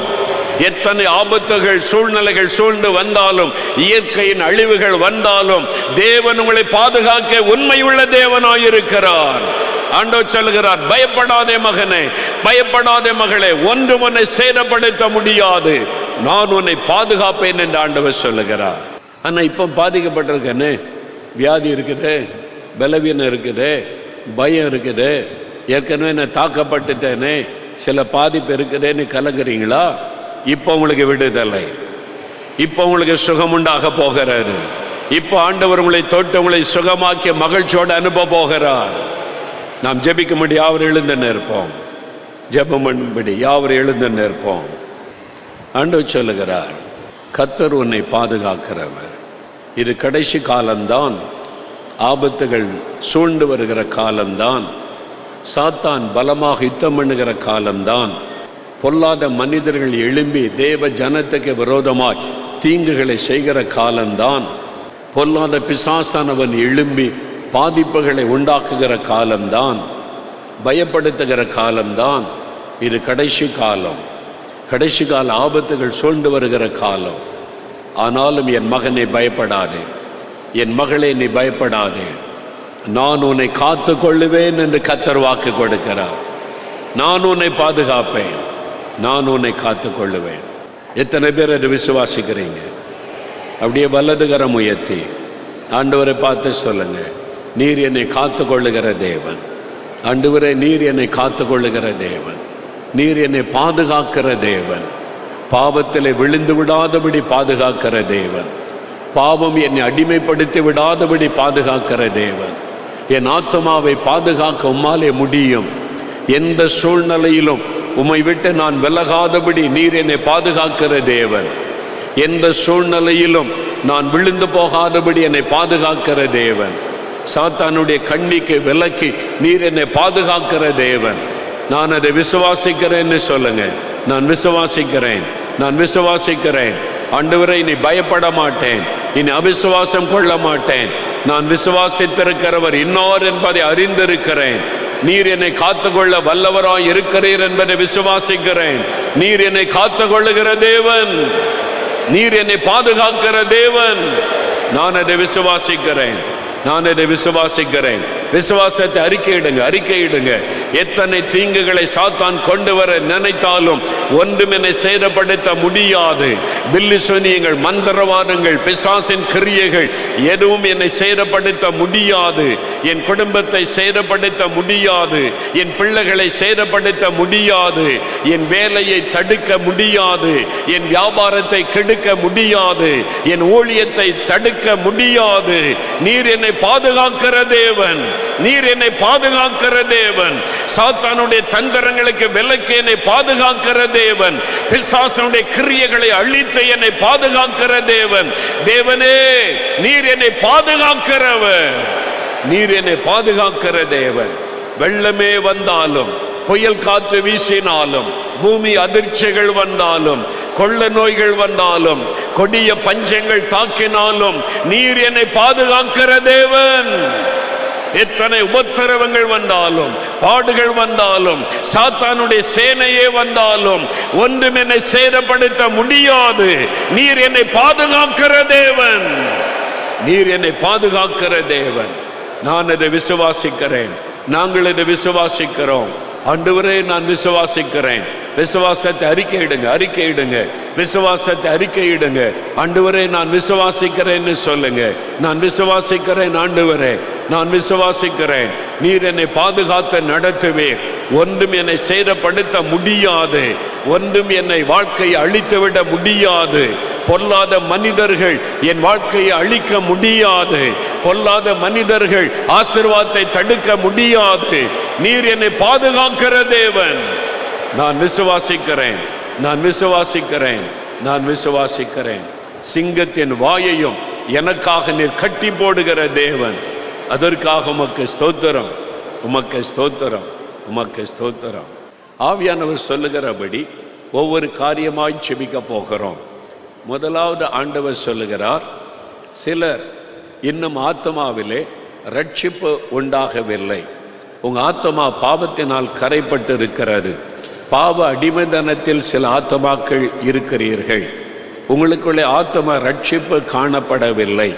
மதுபானத்துக்கு அடிமைப்பட்டு, போதை வஸ்துகளுக்கு அடிமைப்பட்டு, இச்சைகளுக்கும் பாவ கிரியைகளுக்கும் அடிமைப்பட்டு, பாவத்தில் வாழ்ந்து நிம்மதி இல்லாமல், சமாதானம் இல்லாமல், வேதனையோடு வந்திருக்கிற பலர் இந்த இடத்தில் இருக்கிறீங்க. ஆண்டவர் சொல்லுகிறார், ஆத்மா ரட்சிப்பு விலையேற பெற்றது. முதலாவது உன் ஆத்மா ரட்சிக்கப்பட வேண்டும். அதை ரட்சிக்கப்பட்டால் நான் அதை பாதுகாப்பேன் என்று ஆண்டவர் சொல்லுகிறார். இனி நீ குடிக்காதபடி நான் உன்னை பாதுகாப்பேன். இனி நீ வேசித்தனம் பண்ணாதபடி உன்னை பாதுகாப்பேன். இனி நீ போதை வஸ்துகளை பயன்படுத்தாதபடி பாதுகாப்பேன். அதற்கு முதலாவது நீ ரட்சிக்கப்பட வேண்டும். உன் ஆத்மாவை எனக்கு ஒப்பு கொடுக்க வேண்டும் என்று ஆண்டவர் கேட்கிறார். இன்றைக்கு என் ஆத்மாவில் ரட்சிப்பு வேண்டும், பாவத்திலிருந்து எனக்கு ஒரு விடுதலை வேண்டும். இந்த மதுபான பழக்கம், போதை பழக்கம், இந்த பாவ காரியத்தில் விடுதலை வேண்டும். இந்த வருஷத்தின் முதல் நாளில் என்னை நான் ஆண்டவருக்கு ஒப்பு கொடுக்கிறேன். என் பாவங்கள் மன்னிக்கப்பட்டு பாவத்திலிருந்து விடுதலை வேண்டும், ஒரு சமாதானம் வேண்டும். அப்படி விரும்புகிறவர்கள், அப்படி ஒப்பு கொடுக்கிறவர்கள் மட்டும் உங்களுடைய வலது கரத்தை உயர்த்துங்க. உண்மையா இன்னும் நான் பாவத்தில் இருக்கிறேன், எனக்கு ஒரு விடுதலை வேணும், ரட்சிப்பு வேண்டும், இந்த பாவ பழக்கத்தில் இந்த விடுதலை வேண்டும், இந்த நாள் முதல் புதிய இருதயம் எனக்கு வேண்டும். அப்படி சொல்றவங்க மட்டும் வலது கரம் உயர்த்துங்க. உங்களுடைய வலது கரத்தை இருதயத்தில் வைங்க. அப்படியே உங்களுடைய இருதயத்தில் வைங்க. இயேசுவே, என் உள்ளத்தில் வாரும். இயேசுவே, என் பாவங்களை மன்னியும். இயேசுவே, இந்த வருடத்தின் முதல் நாளில் எனக்கு ரட்சிப்பின் சந்தோஷத்தை தாரும். என் பாவத்தை மன்னித்து உங்கள் இரத்தத்தினாலே என் இருதயத்தை கழுவி உம்முடைய மகனாக மகளாக என்னை ஏற்றுக்கொள்ளும். ஜெபம் பண்ணுங்க, ஜெபம் பண்ணுங்க, ஜெபம் பண்ணுங்க. சகோதரனை ஜெபம் பண்ணுங்க, சகோதரி ஜெபம் பண்ணுங்க. தன் பாவத்தை மறைக்கிறவன் வாழ்வடைய மாட்டான், அறிக்கை செய்து விட்டு விடுகிறவன் இரக்கம் பெறுவான். இயேசுவே மன்னியும், இயேசுவே மன்னியும், இயேசுவே என் உள்ளத்தில் வாரும், இயேசுவே உம்முடைய இரத்தத்தினால் என்னை கழுவும். அப்படி ஒப்பு கொடுங்க, ஒப்பு கொடுங்க. ஒரு நிமிடம் ஜெபம் பண்ணுங்க. இயேசுவே என் உள்ளத்திலே வாரும், என் பாவங்களை மன்னியும், உம்முடைய இரத்தத்தினால் என்னை கழுவும் என்று ஜெபம் பண்ணுங்க. ஆண்டவருடைய ரத்தம் உங்களை கழுவுகிறாரு. இயேசு கிறிஸ்துவின் ரத்தம் சகல பாவங்களை நீக்க நம்மை சுத்திகரிக்கும். பாவத்தை அறிக்கை செய்து விட்டு விடுகிறவர்கள் இரக்கம் பெறுகிறார்கள். இன்றைக்கு அவருடைய ரத்தம் உங்களை கழுவுகிறது. இப்பொழுது இயேசு உங்களுடைய உள்ளத்துக்குள் வருகிறார். இயேசுவே என் உள்ளத்தில் வாரும், என் உள்ளத்தில் வாரும். ஆண்டவரிடத்தில் சொல்ல சொல்ல ஆண்டவருடைய ரத்தம் உங்களை கழுவுகிறது. ஒரு சமாதானம் உள்ளத்தில் வருகிறது, சந்தோஷம் உள்ளத்தில் வருகிறது. அது ரட்சிப்பின் சந்தோஷம். இயேசு உங்களை மன்னித்து உங்களுடைய பாவ மன்னிப்பின் சந்தோஷத்தை தந்து கொண்டிருக்கிறார். இப்ப சொல்லுங்க, இயேசுவே ஸ்தோத்திரம், என்னை மன்னித்ததற்காய் ஸ்தோத்திரம், என் உள்ளத்தில் வந்து விட்டதற்காய் ஸ்தோத்திரம். என் ஆண்டவரை துதியுங்கள். Thank you Lord, thank you Lord. இப்ப ஆவியானவர் சொல்லுகிறார், சிலர் இந்த இடத்துல வந்திருக்கிற சிலர் மதுபானம், போதை மருந்துகள், அதுக்கு அடிமையா இருக்கிறீங்க. மதுபானத்திற்கும் போதை பொருட்கள் அது இல்லாமல் இருக்க முடியல. ஊசி போடுவது, புகை, அதன் மூலமாய் போதை வஸ்துகளை பயன்படுத்துவது, மதுபானம், இது என்னால் விட முடியல, ஆனால் நான் விட விரும்புகிறேன். இயேசு எனக்கு விடுதலை தரணும், ஒரு புதிய இறுதி இன்னைக்கு எனக்கு வேணும். அப்படி சொல்றவங்க மட்டும் வலதுகர முயற்சிங்க. அவங்க மட்டும் இந்த மதுபானத்திற்கும் போதை வஸ்துகளுக்கு நான் அடிமைப்பட்டு விட்டேன், விட முடியல, எனக்காக செபிக்கணும். அவங்க மாத்திரம் முன்னால வாங்க, அப்படியே முன்னால வாங்க. உங்களுக்காக முன்னால இடம் இருக்கிறது. அவங்க மாத்திரம் முன்னால வாங்க, சீக்கிரம் வாங்க. உங்களுக்கா நீங்க தூரமா இருந்தா கூட வாங்க. எல்லாரும் வல்லதுகர முயற்சிங்க. முதலாவது பாவத்திலிருந்து விடுதலை. இப்ப ஆண்டவருடைய வல்லமை இறங்க போகிறது. பாவ கட்டுகள் அறுக்கப்பட போகிறது. தகப்பனே, உம்முடைய பாதபடியில் இந்த பிள்ளைகள் வந்திருக்கிறாங்க. இவங்களுடைய விடுதலைக்காக சிலுவையில ரத்தம் சிந்தினீங்க. உங்களுடைய ரத்தத்தின் வல்லமை இவர்கள் மேலே பொழுது இறங்கட்டும் என்று நான் செபிக்கிறேன். இயேசு கிறிஸ்து விடுதலையாக்கினால் மெய்யாகவே விடுதலை ஆவீர்கள் என்ற வேத வசனத்தின்படி இயேசு கிறிஸ்துவின் நாமத்தில் இவர்களுக்குள்ளே விடுதலை உண்டாவதாக. இந்த குடி வெறியை உண்டு பண்ணுகிற ஆவிகள் இயேசு கிறிஸ்துவின் நாமத்தில் விலகுவதாக. இந்த போதை வஸ்துகளின் அடிமைத்தனத்தை கொண்டு வருகிற சாத்தானுடைய கிரியைகள் இப்பொழுது இயேசுவின் நாமத்தில் விலகுவதாக. ஒவ்வொருவர் மீதுமுடைய கரம் வைக்கப்படுவதாக. தொடுமாண்டவரே, இவர்கள் மீதுமுடைய கரம் வைத்தருளும். ஆண்டவரே, உம்முடைய ரத்தத்தின் வல்லமைக்குள் இவர்களை ஒப்பு கொடுக்கிறேன். இயேசுடைய ரத்தத்தின் வல்லமை இவர்களுக்குள் இறங்கட்டும்.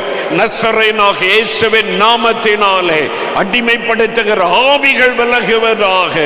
இந்த பாவ எண்ணத்தை கொண்டு வருகிற பொல்லாத சத்துருவின் வல்லமைகள் இயேசுவின் நாமத்தில் விலகட்டும் என்று நான் செபிக்கிறேன். அந்த கட்டுகள் அறுக்கப்பட்டு போவதாக. இந்த சகோதரர்களை தொடுவீராக, இந்த சகோதரிமார்களை தொடுவீராக. அந்த சகோதரிமார்களுக்குள்ளே காணப்படுகிற அடிமைத்தனம் விலகட்டும் இயேசுவின் நாமத்தில். உம்முடைய வல்லமை தொடுகிறதற்காய் ஸ்தோத்திரம்.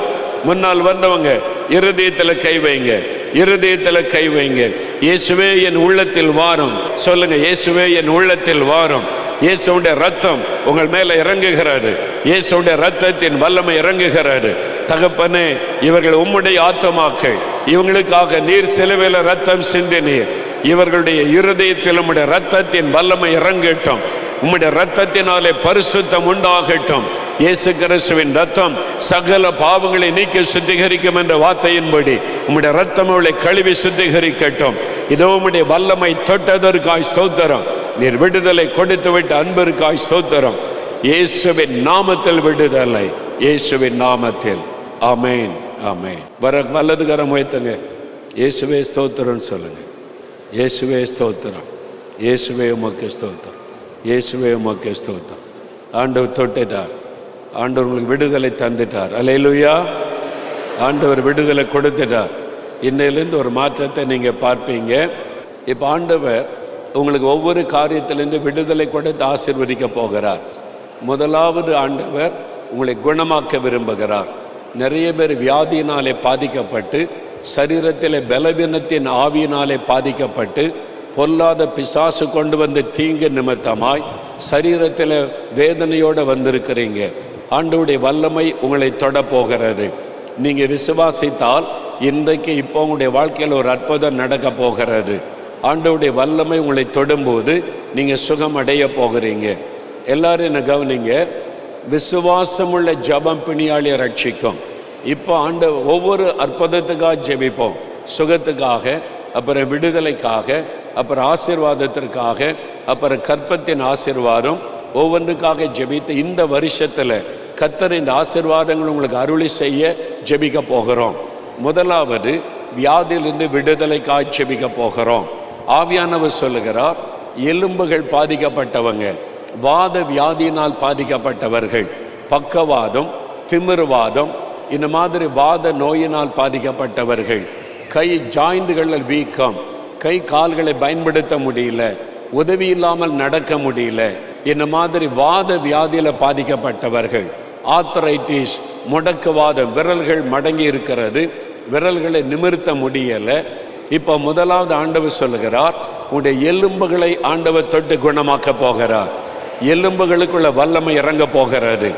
எலும்புல காணப்பட்ட வலிகள் மறைய போகிறது. தனியாக நடக்க முடியாதவங்க நீங்கள் நடக்க போறீங்க. இனி யாருடைய உதவியும் இல்லாமல் நடக்க போகிறீங்க. கம்பு ஊன்றாமல் நடக்க போகிறீங்க. ஆண்டவருடைய வல்லமை உங்களுடைய எலும்புகளுக்குள் இறங்க போகிறது. உங்களுடைய கைகள் எலும்புகளில் இருக்கிற வலி, முதுகு எலும்பில் இருக்கிற வலி, இதெல்லாம் இப்பொழுது மறைய போகிறது. அப்படிப்பட்ட பிரச்சனை உள்ளவங்க, என் எலும்புல பிரச்சனை, எனக்காக ஜெபிங்க சொல்றவங்க மட்டும் கரம் வைத்துங்க. அவங்க மாத்திரம் கரம் வைத்துங்க. நிறைய பேர் இருக்கிறீங்க எலும்புல பாதிக்கப்பட்ட. முதலாவது ஆண்டவர் இன்றைக்கு உங்களுடைய எலும்புல பாதிக்கப்பட்டவர்களை தொட போகிறார். ஆண்டவர் தொட்ட உடனே சரீரத்தில் மாற்றம் வரும். அப்படியே கரம் வைத்துக் கொள்ளுங்க, கரம் வைத்துக் கொள்ளுங்க. அப்படியே 2 நிமிடம் ஜெபிக்கணும். இயேசுவே என்னை தொடும், இயேசுவே என்னை தொடும், இயேசுவின் நாமத்தில் சுகம் உண்டாகட்டும். இப்பவே வல்லமை இறங்க ஆரம்பித்து விட்டது. என்னால் அதை உணர முடிகிறது. எலும்புகளுக்குள்ளே வல்லமை இறங்கி கொண்டு இருக்கிறது. எலும்புகளுக்குள்ளே, கால்களிலே, கைகளிலே வல்லமை, இயேசுடைய சுகமளிக்கிற வல்லமை இறங்கி கொண்டு இருக்கிறது. நடக்க முடியாத கால்கள் பலன் கொள்ளுகிறது. சகோதரனை எழும்புங்க, எழும்புங்க, இயேசுவின் நாமத்தில் எழும்பி நடங்க. சகோதரி, இயேசுவின் நாமத்தில் நடக்க ஆரம்பிங்க. பக்கவாத நோய் மாறுகிறது. அந்த கையை உயர்த்துங்க, கையை உதறுங்க, காலை உதறுங்க. காலில் இருக்கிற வலி மறைகிறது. முழங்காலில் இருக்கிற வீக்கம் மறைகிறது. எழும்பி நடங்க இயேசுவின் நாமத்தில். பக்கவாத நோய் விலகட்டும் இயேசுவின் நாமத்தில். பக்கவாத நோய் விலகட்டும் இயேசுவின் நாமத்தில். திமிர்வாத நோய் விலகட்டும் இயேசுவின் நாமத்தில். திமிர்வாத நோய் இயேசுவின் நாமத்தில் விலகட்டும். இப்பொழுதே முடக்குவாதம் இயேசுவின் நாமத்தில் விலகட்டும். முடக்குவாத நோய் விலகட்டும் இயேசுவின் நாமத்தில். ஆண்டவரே, சரீரத்தை முடக்கி வைத்திருக்கிற சாத்தானுடைய கட்டுகள் அறுக்கப்படுவதாக. அந்த பொல்லாத ஆவி விலகுவதாக. இயேசுவின் நாமத்தில் விலகுவதாக. விரல்களிலே வல்லமை இறங்கட்டும், விரல்களிலே வல்லமை இறங்கட்டும், ஜாயிண்டுகளிலே வல்லமை இறங்கட்டும். இப்பொழுது முழங்கால்கள் பலன் கொள்ளட்டும், அந்த வலிகள் விலகட்டும், வாத வியாதிகள் மறையட்டும். இப்பொழுது பக்கவாத நோய்கள் விலகட்டும் இயேசுவின் நாமத்தில். இயேசுவின் நாமத்தில் விடுதலை, இயேசுவின் நாமத்தில் விடுதலை. எழும்பு, எழும்பு சகோதரி, எழும்பி நடங்க. சகோதரனை எழும்பி நடங்க. இப்பொழுது தனியாக நடக்க ஆரம்பிங்க. உதவி இல்லாமல் நடக்க ஆரம்பிங்க. ஆண்டவருடைய வல்லமை அநேக எலும்புகளை தொட்டு குணமாக்குவதை நான் பார்க்கிறேன். எழும்பி நடங்க சகோதரி, எழும்பி நடங்க சகோதரனே. உங்களுடைய விரல்களிலே ஆண்டவருடைய வல்லமை இறங்குகிறது. முடக்கி இருந்த விரல்கள் சுகம் அடைகிறது இயேசுவின் நாமத்தில். முடக்கப்பட்டிருக்கிற அந்த விரல்களிலே சுகம் உண்டாகிறது. விரல்களிலே, எலும்புகளிலே சுகம் உண்டாகிறது. எழும்பி நட இயேசுவின் நாமத்தில். நல்ல நடங்க. இயேசுவை துதித்து கொண்டே நடங்க. இயேசுவுக்கு ஸ்தோத்திரம் சொல்லுங்க, ஸ்தோத்திரம் சொல்லுங்க. வாயை திறந்தவரை துதித்து கொண்டே நடக்க ஆரம்பிங்க. இன்னும் இன்னும் இன்னும் சில ஆண்டவருடைய வல்லமை பலமாய் இறங்கி கொண்டு இருக்கிறது. உங்களுடைய கைகள், கால்கள், எலும்புகளிலே வல்லமை இறங்குகிறது. இப்பொழுது முடக்குவாத வியாதிகள் மறைகிறது இயேசுவின் நாமத்தில். எல்லா முடக்குவாத நோயை கொண்டு வருகிற ஆவிகளை கடிந்து கொள்கிறேன் இயேசுவின் நாமத்தில். அந்த வலிகள் விலகட்டும். இப்பொழுது எலும்புகளிலே சுகம் உண்டாகட்டும் இயேசுவின் நாமத்தில். சுகம் இயேசுவின் நாமத்தில் சுகம், இயேசுவின் நாமத்தில் சுகம். ஆண்டவர் தொட்டுக்கொண்டு இருக்கிறார். அடுத்து சிலருடைய கண்கள் பாதிக்கப்பட்டு இருக்கிறாரு.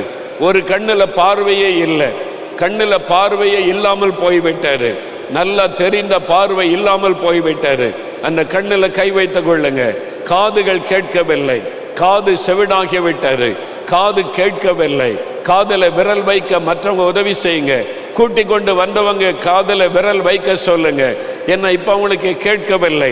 இப்ப ஆண்டவருடைய வல்லமை இறங்கும் பொழுது கண்களிலே சுகம், காதிலே சுகம் உண்டாக போகிறது. குருட்டு கண்கள் திறக்கப்பட போகிறது. பார்வையில்லாத கண்களிலே பார்வை வரப்போகிறது. காதுகளிலே இப்பொழுது தெளிவான ஒரு சத்தம் உண்டாக போகிறது. விரல் வைத்து ஜெபித்துக் கொள்ளுங்க. ஜெபிங்க, ஜெபிங்க. இயேசுவின் நாமத்தை சொல்லுங்க. இயேசுவே தொடும், இயேசுவே குணமாக்குன்னு சொல்லுங்க. தகப்பனே, இதோ உம்முடைய பிள்ளைகள் மீது உம்முடைய சுகமளிக்கிற வல்லமை இறங்குவதாக. இப்பொழுது இப்பொழுது இயேசுவின் நாமத்தில் குருட்டு கண்கள் திறக்கப்படுவதாக. கண்களை பாதித்திருக்கிற பொல்லாத ஆவி இயேசுவின் நாமத்தில் விலகட்டும் என்று நான் ஜெபிக்கிறேன். கண்கள் திறக்கப்படட்டும் இயேசுவின் நாமத்தினாலே. பார்வையில்லாத கண்களிலே பார்வை வரட்டும் இயேசுவின் நாமத்தினாலே.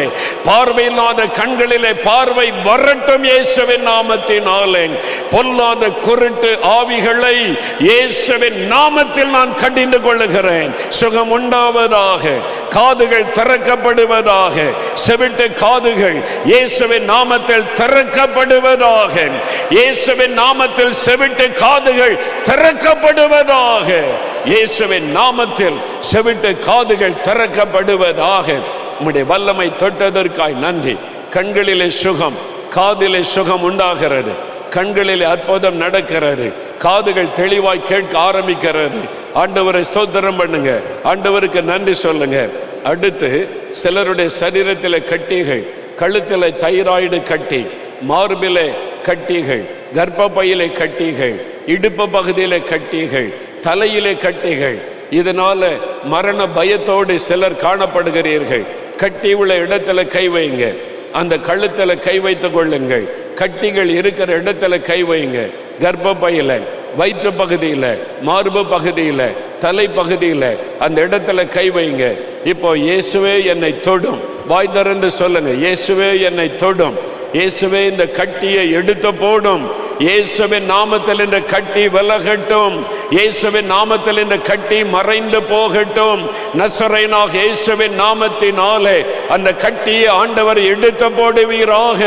இயேசுவின் நாமத்தில் இந்த கட்டிகள் மறைந்து போவதாக. இப்பொழுது இப்பொழுது இயேசுவின் நாமத்தில் தைராய்டு கட்டிகள் மறையட்டும் இயேசுவின் நாமத்தினால். கேன்சர் கட்டிகள் மறையட்டும் இயேசுவின் நாமத்தினால். கர்ப்பப்பையில் இருக்கிற கட்டிகள் இயேசுவின் நாமத்தில் மறைந்து போவதாக. ஆண்டவருடைய வல்லமை தொடுகிறதற்காக உமக்கு ஸ்தோத்திரம். இயேசு கிறிஸ்துவின் நாமத்தில் விடுதலை. கட்டிகளை மறைய பண்ணினதற்காய் ஸ்தோத்திரம். விடுதலை கொடுத்ததற்காக ஸ்தோத்திரம், ஸ்தோத்திரம். எல்லா கரமையத்தை இயேசுவே ஸ்தோத்திரம் சொல்லுங்க. நல்ல வாய் திறந்து சொல்லுங்க. இயேசுவே ஸ்தோத்திரம். என்னை தொட்டதற்காய் ஸ்தோத்திரம். என்னை குணமாக்கினதற்காய் ஸ்தோத்திரம். Thank you Lord. மற்ற சுகத்துக்காக ஜெபிக்க முன்னால பாருங்க, எலும்புகள், ஜாயிண்டுகள், இந்த வலிகளுக்காக ஜெபித்தோம். ஆண்டவர் அநேகரை தொட்டிருக்கிறார். பயன்படுத்தி பாருங்க, நடந்து பாருங்க. உங்களுடைய விரல்களில் மாற்றம், வீக்கங்கள் மறைந்திருக்கிறது. அப்படியே உங்களுடைய கண்களுக்காக ஜெபித்தோம்.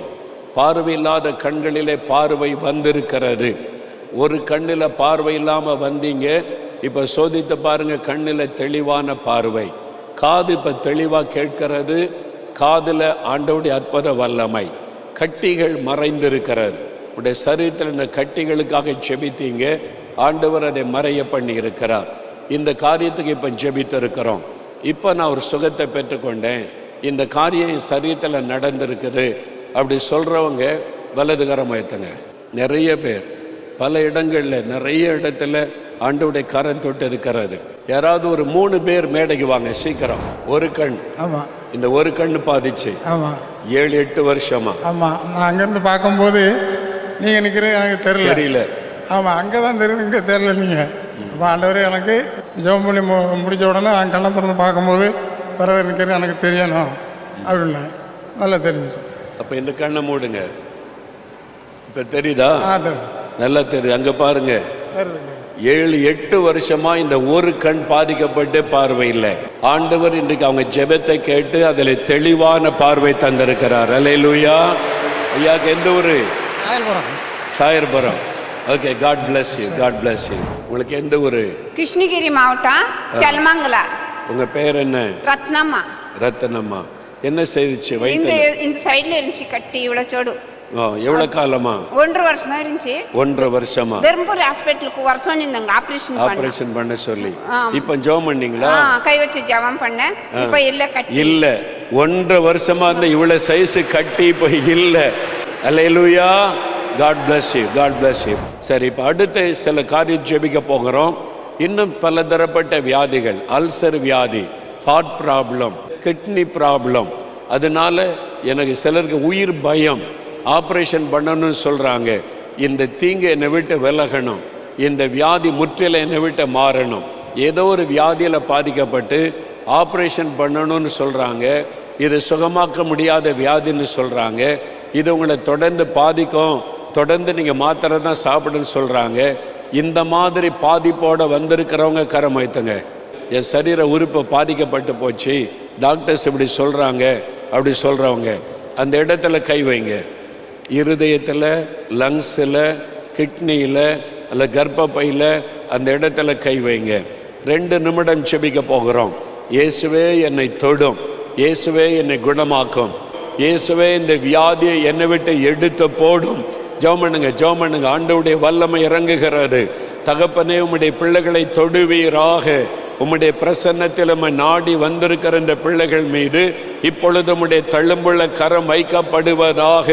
சகல வியாதிகளையும் சிலுவையில் சுமந்தவரே, சகல வியாதிகளையும் முன்னிவிட்டு விலக்குவேன் என்று சொன்னவரே, நசரேயனாகிய இயேசுவின் நாமத்தினால் இந்த வியாதிகள் இப்பொழுது விலகி போகட்டும் என்று நான் ஜெபிக்கிறேன்.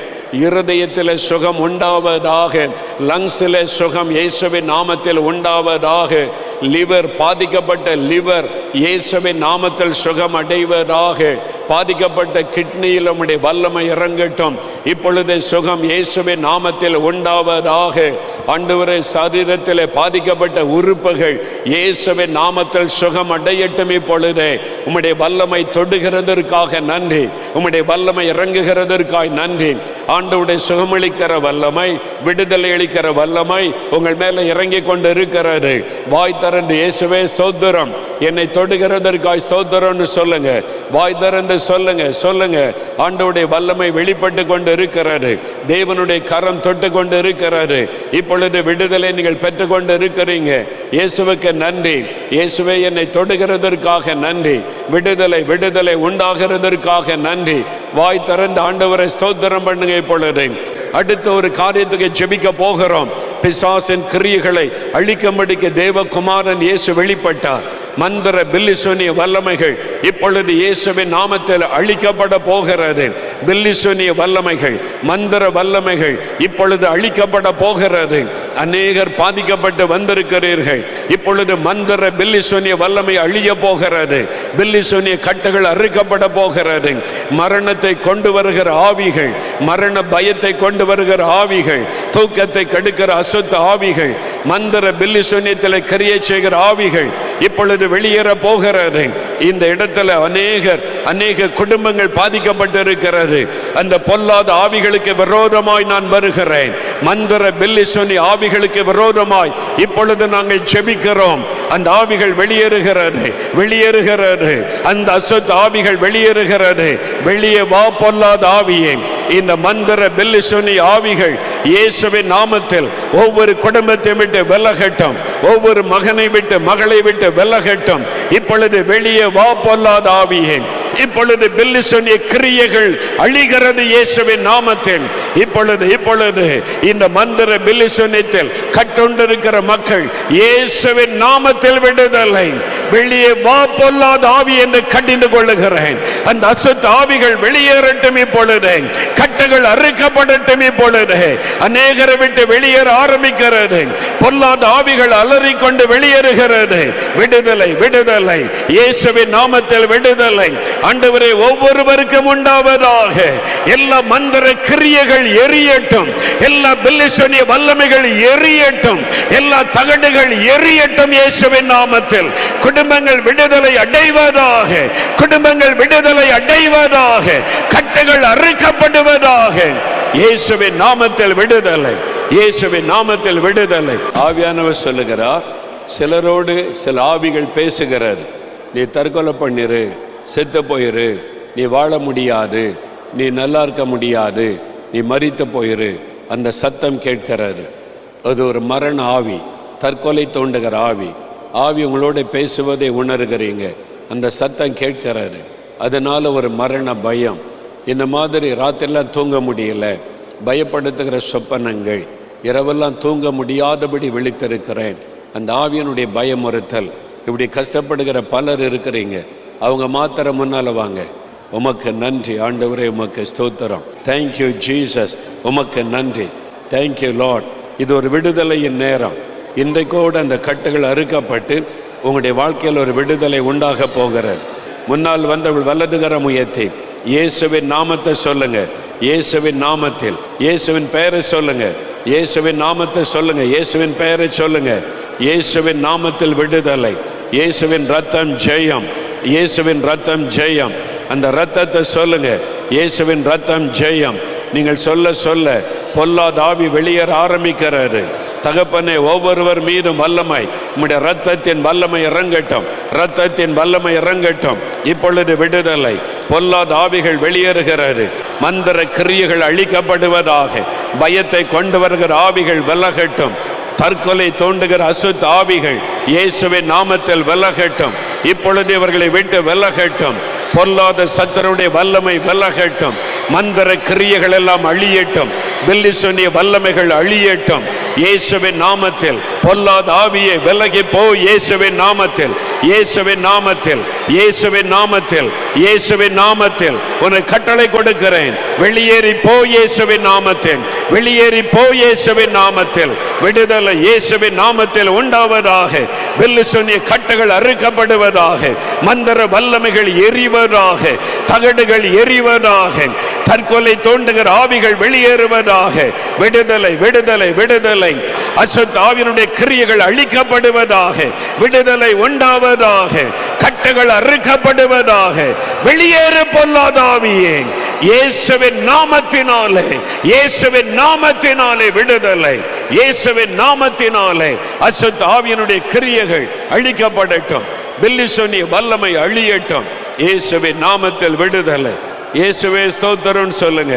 இயேசுவே உமக்கு ஸ்தோத்திரம், இயேசுவே உமக்கு நன்றி. எத்தனை பேர் விடுதலை பெற்றீங்க? உங்களை விட்டு ஆவி போனதை உணர்ந்தவங்க கரம் வைத்தங்க. நிறைய பேர் விடுதலை பெற்றீங்க. யாராவது ஒரு 4 பேர் மேடைக்கு வாங்க. விடுதலை பெற்றேன், இந்த ஆவி என்னை விட்டு போயிட்டு அப்படி ஒரு 4 பேர் மேடைக்கு வாங்க. உங்கள் பேர் என்ன? அமுதா. நான் நீட் எக்ஸாம் எழுதிட்டு இருந்தேன். இந்த வருஷம் நான் போன டைம் மார்க் கம்மியாயிருச்சு. அதனால ஊரில் எல்லோரும் ரொம்ப தப்பாக பேச ஆரம்பிச்சிட்டாங்க.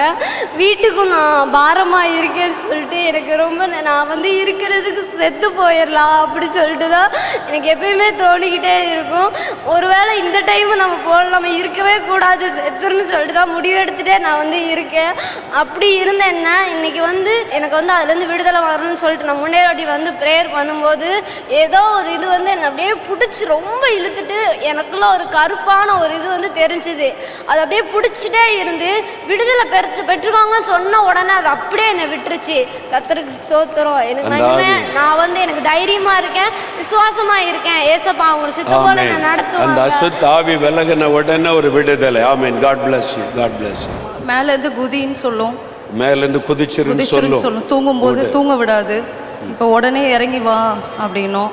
ஃபேன் தூக்க மாட்டேங்குன்னு சொல்லும். ஃபேன்ல தூக்குமா அப்படிலாம் பேசுவோம். நீ இருக்கக்கூடாது. இப்போ என்ன நடந்து செபிக்கும் போது என்னை விட்டு அலறி கத்தி ஒரு ஆவி அசுத்தாவி போனது ஆண்டவருக்கு மகிமை. இப்போ விடுதலை. விடுதலை. எல்லாம் கரந்தட்டு இயேசுவுக்கு நன்றி சொல்லுங்க. ஆமென். God bless you. God bless you. உங்களுக்கு எந்த ஊரு? என்னோட ஊர் கிருஷ்ணாபுரம். என் பேர் பாலசுந்தர். நான் ஒரு 4 வருஷமா என் உள்ளுக்குள்ள ஏதாவது ஒன்று பேசிக்கிட்டே இருக்கும். உள்ளுக்குள்ள இருந்து பேசிக்கிட்டே இருக்கும். 4 வருஷமா அதாவது ரொம்ப கஷ்டப்படுவேன். தற்சமயம் ஒரு மீட்டிங் வந்தாலுமே இங்கெல்லாம் இருக்காத, இங்கே இருக்காத, போய் வெளியில இப்போ நான் ஒரு 2:30க்கு தான் வந்தேன். இப்போ கூட அங்கே அந்த இடத்துல தான் உட்காந்துருந்தேன். வெளியில் போயிரு, எங்கெல்லாம் இருக்காத, வெளியில் போயிருன்னு சொல்லிகிட்டே இருந்துச்சு. இப்போ நீங்கள் சொன்னாலும் வெளியில் வந்து முன்னாடி ஜெபம் பண்ணி புட்டு போட்டேன். கருப்பாக ஒரு ரூபம் வெளியில் போகிற மாதிரி எனக்கு ஆவி போயிட்டு வெளியே போயிருச்சு. 4 வருஷமா இருந்த அந்த அசுத்த ஆவி மகனை விட்டு விலகிட்டு எல்லாம் கர்த்தரை ஸ்தோத்திரம் பண்ணுங்க. நன்றி. God bless you, God bless you. Amen. ஒரு வருஷமா ரொம்ப கஷ்டப்பட்டேன் ஐயா. ரொம்ப நெஞ்சு வலி வரும், பயம், அதிர்ச்சி. ஹாஸ்பிட்டலுக்கு போனால் நார்மல்னுவாங்க. ரொம்ப அழுது கண்ணி. என்ன நடந்தது? இப்போ வந்து எங்க ஜபத்துல உக்காந்தேன், ஏதோ என்னை விட்டு அலறி வெளியேறி போயிட்டு பயத்தின் ஆவி போயிட்டு நல்லா இருக்கீங்க. Amen. God bless you, God bless you. அடுத்த கவனிங்க, கற்பத்தின் ஆசீர்வாதம், குழந்தையின் ஆசீர்வாதத்துக்காக ஜெபிக்கணும். இந்த வருஷத்துலயாவது கர்த்தருக்கு குழந்தை செல்வத்தை அருளணும். அப்படிப்பட்டவங்க அவங்க மாத்திரம் முன்னால வாங்க. கற்பத்தின் ஆசீர்வாதம் இந்த வருஷம் ஆண்டவர் எனக்கு தரணும். அப்படி கணவன் மனைவியா வந்திருந்தா சேர்ந்து வந்து முழங்கால் படியிடுங்க. தனியா வந்திருந்தாலும் பரவாயில்லை, முன்னால வாங்க. நீங்க ஆண்டவரை பார்த்து சொல்லணும், ஆண்டவரே உமக்காக வளர்க்க எனக்கு ஒரு குழந்தை தாரும், உமக்காக வளர்க்க எனக்கு ஒரு குழந்தை தாரும் அப்படின்னு ஜெபிக்கணும். அப்படியே ஜெபிங்க. கண்களை மூடி ஜெபம் பண்ணுங்க. உமக்காக வளர்க்க எனக்கு ஒரு குழந்தை தாங்க ஆண்டவரே. தகப்பனே, இங்க வந்திருக்கிற உம்முடைய பிள்ளைகளை பாருங்க ஆண்டவரே. இந்த மகளை பாருங்க ஆண்டவரே, இந்த மகனை பாருங்க ஆண்டவரே. கண்ணீரோடு வந்திருக்கிறாங்க ஐயா. இந்த வருஷமாவது கர்த்தர் ஆசீர்வதிப்பாரா? இந்த வருஷமாவது இந்த நன்மை நிலைக்குமா என்ற எதிர்பார்ப்போடு வந்து நிற்கிறாங்களே. உங்களுடைய பாதபடியில வந்திருக்கிறாங்கப்பா. இவர்களுக்கு திறப்பில் நின்று நான் ஜெபிக்கிறேன். தகப்பனே, இரக்கமுள்ள தகப்பனே, ஆபிரகாமின் தேவனே, உம்முடைய கரத்தை நீட்டி தொடுவீராக. இப்பொழுது அவளை தொடுவீராக. இயேசுவின் நாமத்தில் இந்த ஆசீர்வாதம் உண்டாவதாக. கற்பத்தின் ஆசீர்வாதம் உண்டாவதாக. ஆபிரகாமின் தேவனே, உன் சந்ததியை நான் பெருக பண்ணுவேன் என்று சொன்னீரே, அந்த வாக்குத்தத்தத்தை நிறைவேறுவதாக. இந்த வருஷம் கட்டாயம் இவர்களை ஆசீர்வதியும், கட்டாயம் இவர்களை ஆசீர்வதியும், கட்டாயம் ஆசீர்வதியும். இயேசுவின் நாமத்தில் இந்த ஆசீர்வாதம் உண்டாகட்டும். இயேசுவின் நாமத்தில் இந்த ஆசீர்வாதம் உண்டாகட்டும். சிலருடைய கர்ப்பத்தை தடை பண்ணுகிற பொல்லாத ஆவி, பொல்லாத சத்தனுடைய கிரியை, கர்ப்பத்தின் ஆசீர்வாதத்தை அழித்து கொண்டிருக்கிற பொல்லாத ஆவி, அதற்கு விரோதமாய் நான் வருகிறேன். அந்த ஆவிகள் விலகட்டும், அந்த ஆவிகள் விலகட்டும். கர்ப்பத்தின் ஆசீர்வாதத்தை தடை பண்ணுகிற ஆவி விலகட்டும். கர்ப்பத்தின் ஆசீர்வாதத்தை அழித்து கொண்டிருக்கிற பொல்லாத ஆவி நசரேயனாக இயேசுவின் நாமத்தில் விலகுவதாக. அந்த சரீரத்தை விட்டு இயேசுவின் நாமத்தில் விலகுவதாக. தடைப்படுத்துகிற ஆவிகள் இயேசுவின் நாமத்தில் விலகுவதாக. இந்த ஆசீர்வாதத்தை தடை பண்ணுகிற பில்லு சொன்னிய கிரியைகள் இயேசுவின் நாமத்தில் அழிக்கப்பட்டு போவதாக. விடுதலை உண்டாகட்டும் இயேசுவின் நாமத்தில். அவருடைய சரீரத்திலே புது பலன் உண்டாகட்டும். அவருடைய கர்ப்பத்திலே காணப்படுகிற கட்டிகள் மறையட்டும். கர்ப்பத்திலே காணப்படுகிற சிஸ்டுகள் மறையட்டும். தடை உண்டு பண்ணுகிற எல்லா கிரியைகளும் இயேசுவின் நாமத்தில் விலகட்டும். உம்முடைய கரம் அவளை தொடுகிறதற்காய் ஸ்தோத்திரம். எல்லா வலதுகரம் வைத்தங்க. இயேசுவே, என்னை ஆசீர்வதித்து விட்டதற்காய் ஸ்தோத்திரம் சொல்லுங்க. விசுவாசத்தை அறிக்கையிடுங்க. இயேசுவே, எங்களை ஆசீர்வதித்து விட்டதற்காய் ஸ்தோத்திரம். கர்ப்பத்தின் கனி தந்து விட்டதற்காய் ஸ்தோத்திரம். இந்த வருஷம் உமக்காக வளர்க்க ஒரு குழந்தையை தந்து விட்டதற்காய் ஸ்தோத்திரம். விசுவாசத்தோட சொல்லுங்க. விசுவாசத்தை அறிக்கையிடுங்க. ஆண்டவர் ஜெபத்தை கேட்டார், ஆசீர்வதித்து விட்டார். நசரேயனாக இயேசுவின் நாமத்தில் இந்த ஆசீர்வாதம் உண்டாயிருக்கட்டும். நீ தொட்டு விட்டதற்காய் ஸ்தோத்திரம், ஆசீர்வதித்ததற்காய் ஸ்தோத்திரம். இயேசுவின் நாமத்தில் ஜெபிக்கிறோம். ஆமென், ஆமென். அடுத்து நாம் ஒரு காரியத்துக்கு ஜெபிக்க போகிறோம். கடன் பிரச்சனை, பண பிரச்சனை, வறுமை, வருமானத்துக்கு ஒரு வழி உண்டாகணும். வேலைக்கு வழி திறக்கப்படணும். பிஸ்னஸுக்கு வழி திறக்கப்படணும். இன்றைக்கு இந்த வருஷத்தில் கடன் இல்லாத ஒரு வாழ்க்கை வேணும். எல்லாம் கடன் கடன் கடன், வறுமை, பண கஷ்டம், அதிலிருந்து ஒரு விடுதலை வேணும். திருமண காரியம் நடத்த முடியல, வீடு கட்டுகிற காரியத்தை செய்து முடிக்க முடியலை. கர்த்தர் ஆசீர்வதிக்கணும். அப்படி சொல்றவங்க நிற்கிற இடத்துல கரம் வைத்தங்க. இந்த வருஷம் எல்லா கடனுக்கும் ஆண்டவர் முடிவை உண்டாக்குகிறார். இனிமேல் நீங்கள் கடன் வாங்க மாட்டீங்க, கடன் கொடுப்பீங்க. கர்த்தர் வாக்கு கொடுக்கிறார்.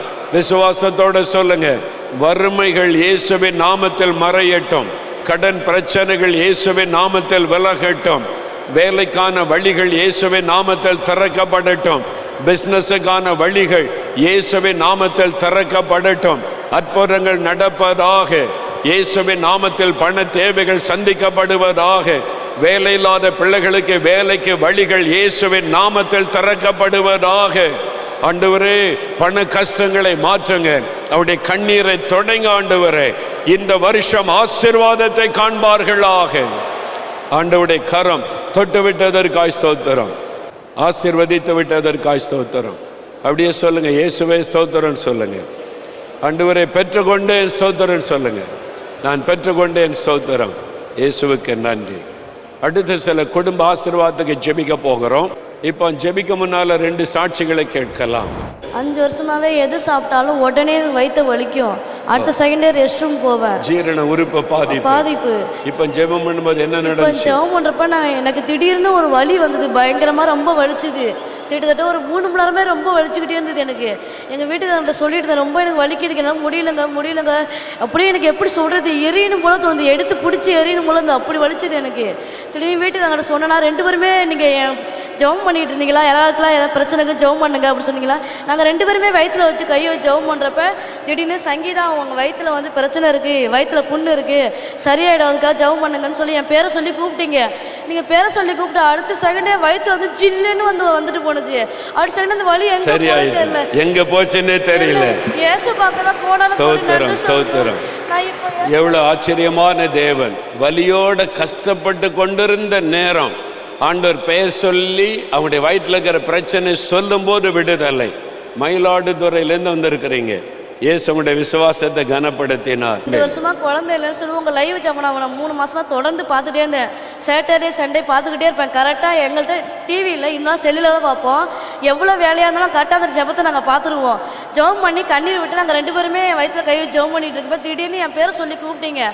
சங்கீதா அவங்க கற்பத்தின் கண்ணி ஆசீர்வதிக்கப்படுது, இன்னும் கருத்தரை மகிமைப்படுத்துங்க அப்படின்னு சொன்னீங்க. அவங்கள முன்ன நான் பார்த்ததே கிடையாது, இதான் ஃபர்ஸ்ட் டைம் அவங்கள பார்க்குறேன்.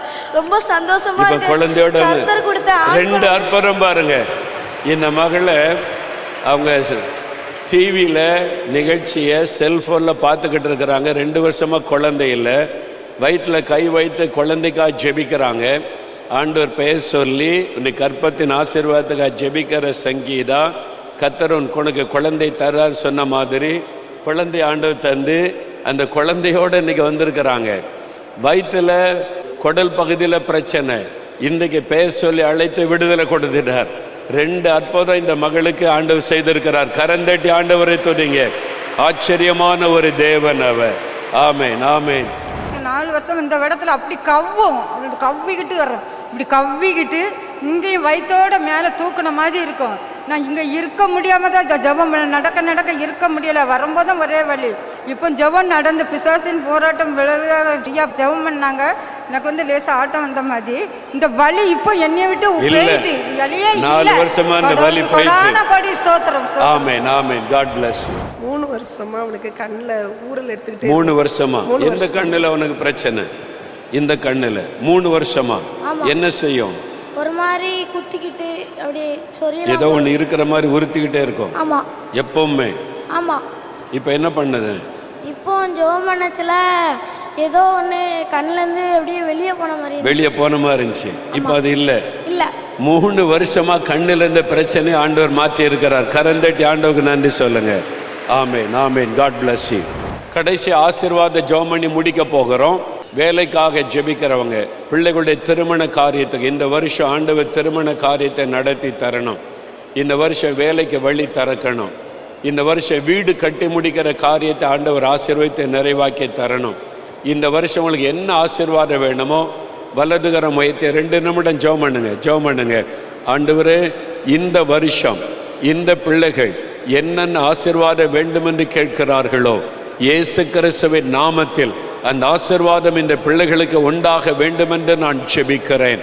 ஆண்டவரே, பிள்ளைகளுடைய திருமண காரியத்தை நீர் வாய்க்க பண்ணி ஆசீர்வாதமான வாழ்க்கையை அமைத்து கொடுப்பீராக. தகப்பனே, வீடு, சொந்த வீட்டுக்காக ஜெபிக்கிற பிள்ளைகளுக்கு வீடு வாசலை உண்டாக்கி கொடுத்து நீர் ஆசீர்வதிப்பீராக. வழக்குகள் முடிய வேண்டும், ப்ரமோஷன் எனக்கு வர வேண்டும் என்று ஜெபிக்கிற பிள்ளைகளுக்கு இந்த வருடத்தில் அந்த ஆசீர்வாதத்தை அருளி செய்வீராக. இந்த வருடம் என்னென்ன நன்மைகள் வேண்டும் என்று கேட்கிறார்களோ இயேசுவின் நாமத்தில் அந்த ஆசீர்வாதம் பிள்ளைகளுக்கு உண்டாகட்டும். அவள் வேண்டிக் கொள்கிற ஒவ்வொரு காரியத்திலும் அற்புதம் செய்து நீர் அவர்களை மகிழ பண்ணுவீராக. நீ தொட்டுவிட்டதற்காய் ஸ்தோத்திரம், நீர் ஆசீர்வதித்ததற்காய் ஸ்தோத்திரம், ஸ்தோத்திரம், ஸ்தோத்திரம். எல்லாம் கரம் வைத்து சொல்லுங்க, இயேசுவே உமக்கு ஸ்தோத்திரம், இயேசுவே ஸ்தோத்திரம். இயேசு கிறிஸ்துவின் நாமத்தில் ஜெபிக்கிறோம் பிதாவே. ஆமென், ஆமென், ஆமென். அல்லேலூயா. புத்தாண்டு ஆசீர்வாத கூட்டத்தில் கலந்து கொண்ட அத்தனை பேர்களும் தேவன் தன் வாழ்வில் வைத்திருக்கும் பாதுகாப்பை உணர்ந்தவர்களாக தேவ ஆசீர்வாதத்தை பெற்று சந்தோஷத்தோடு திரும்பிச் சென்றனர்.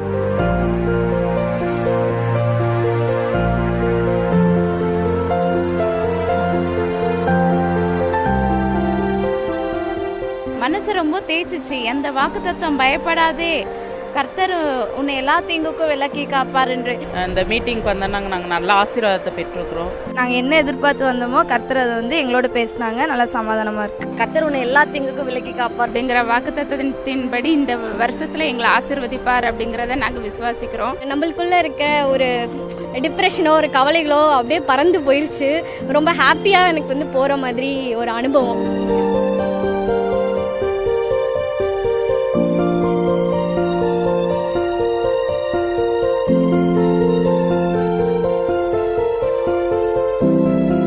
தேவனுக்கே மகிமை உண்டாவதாக.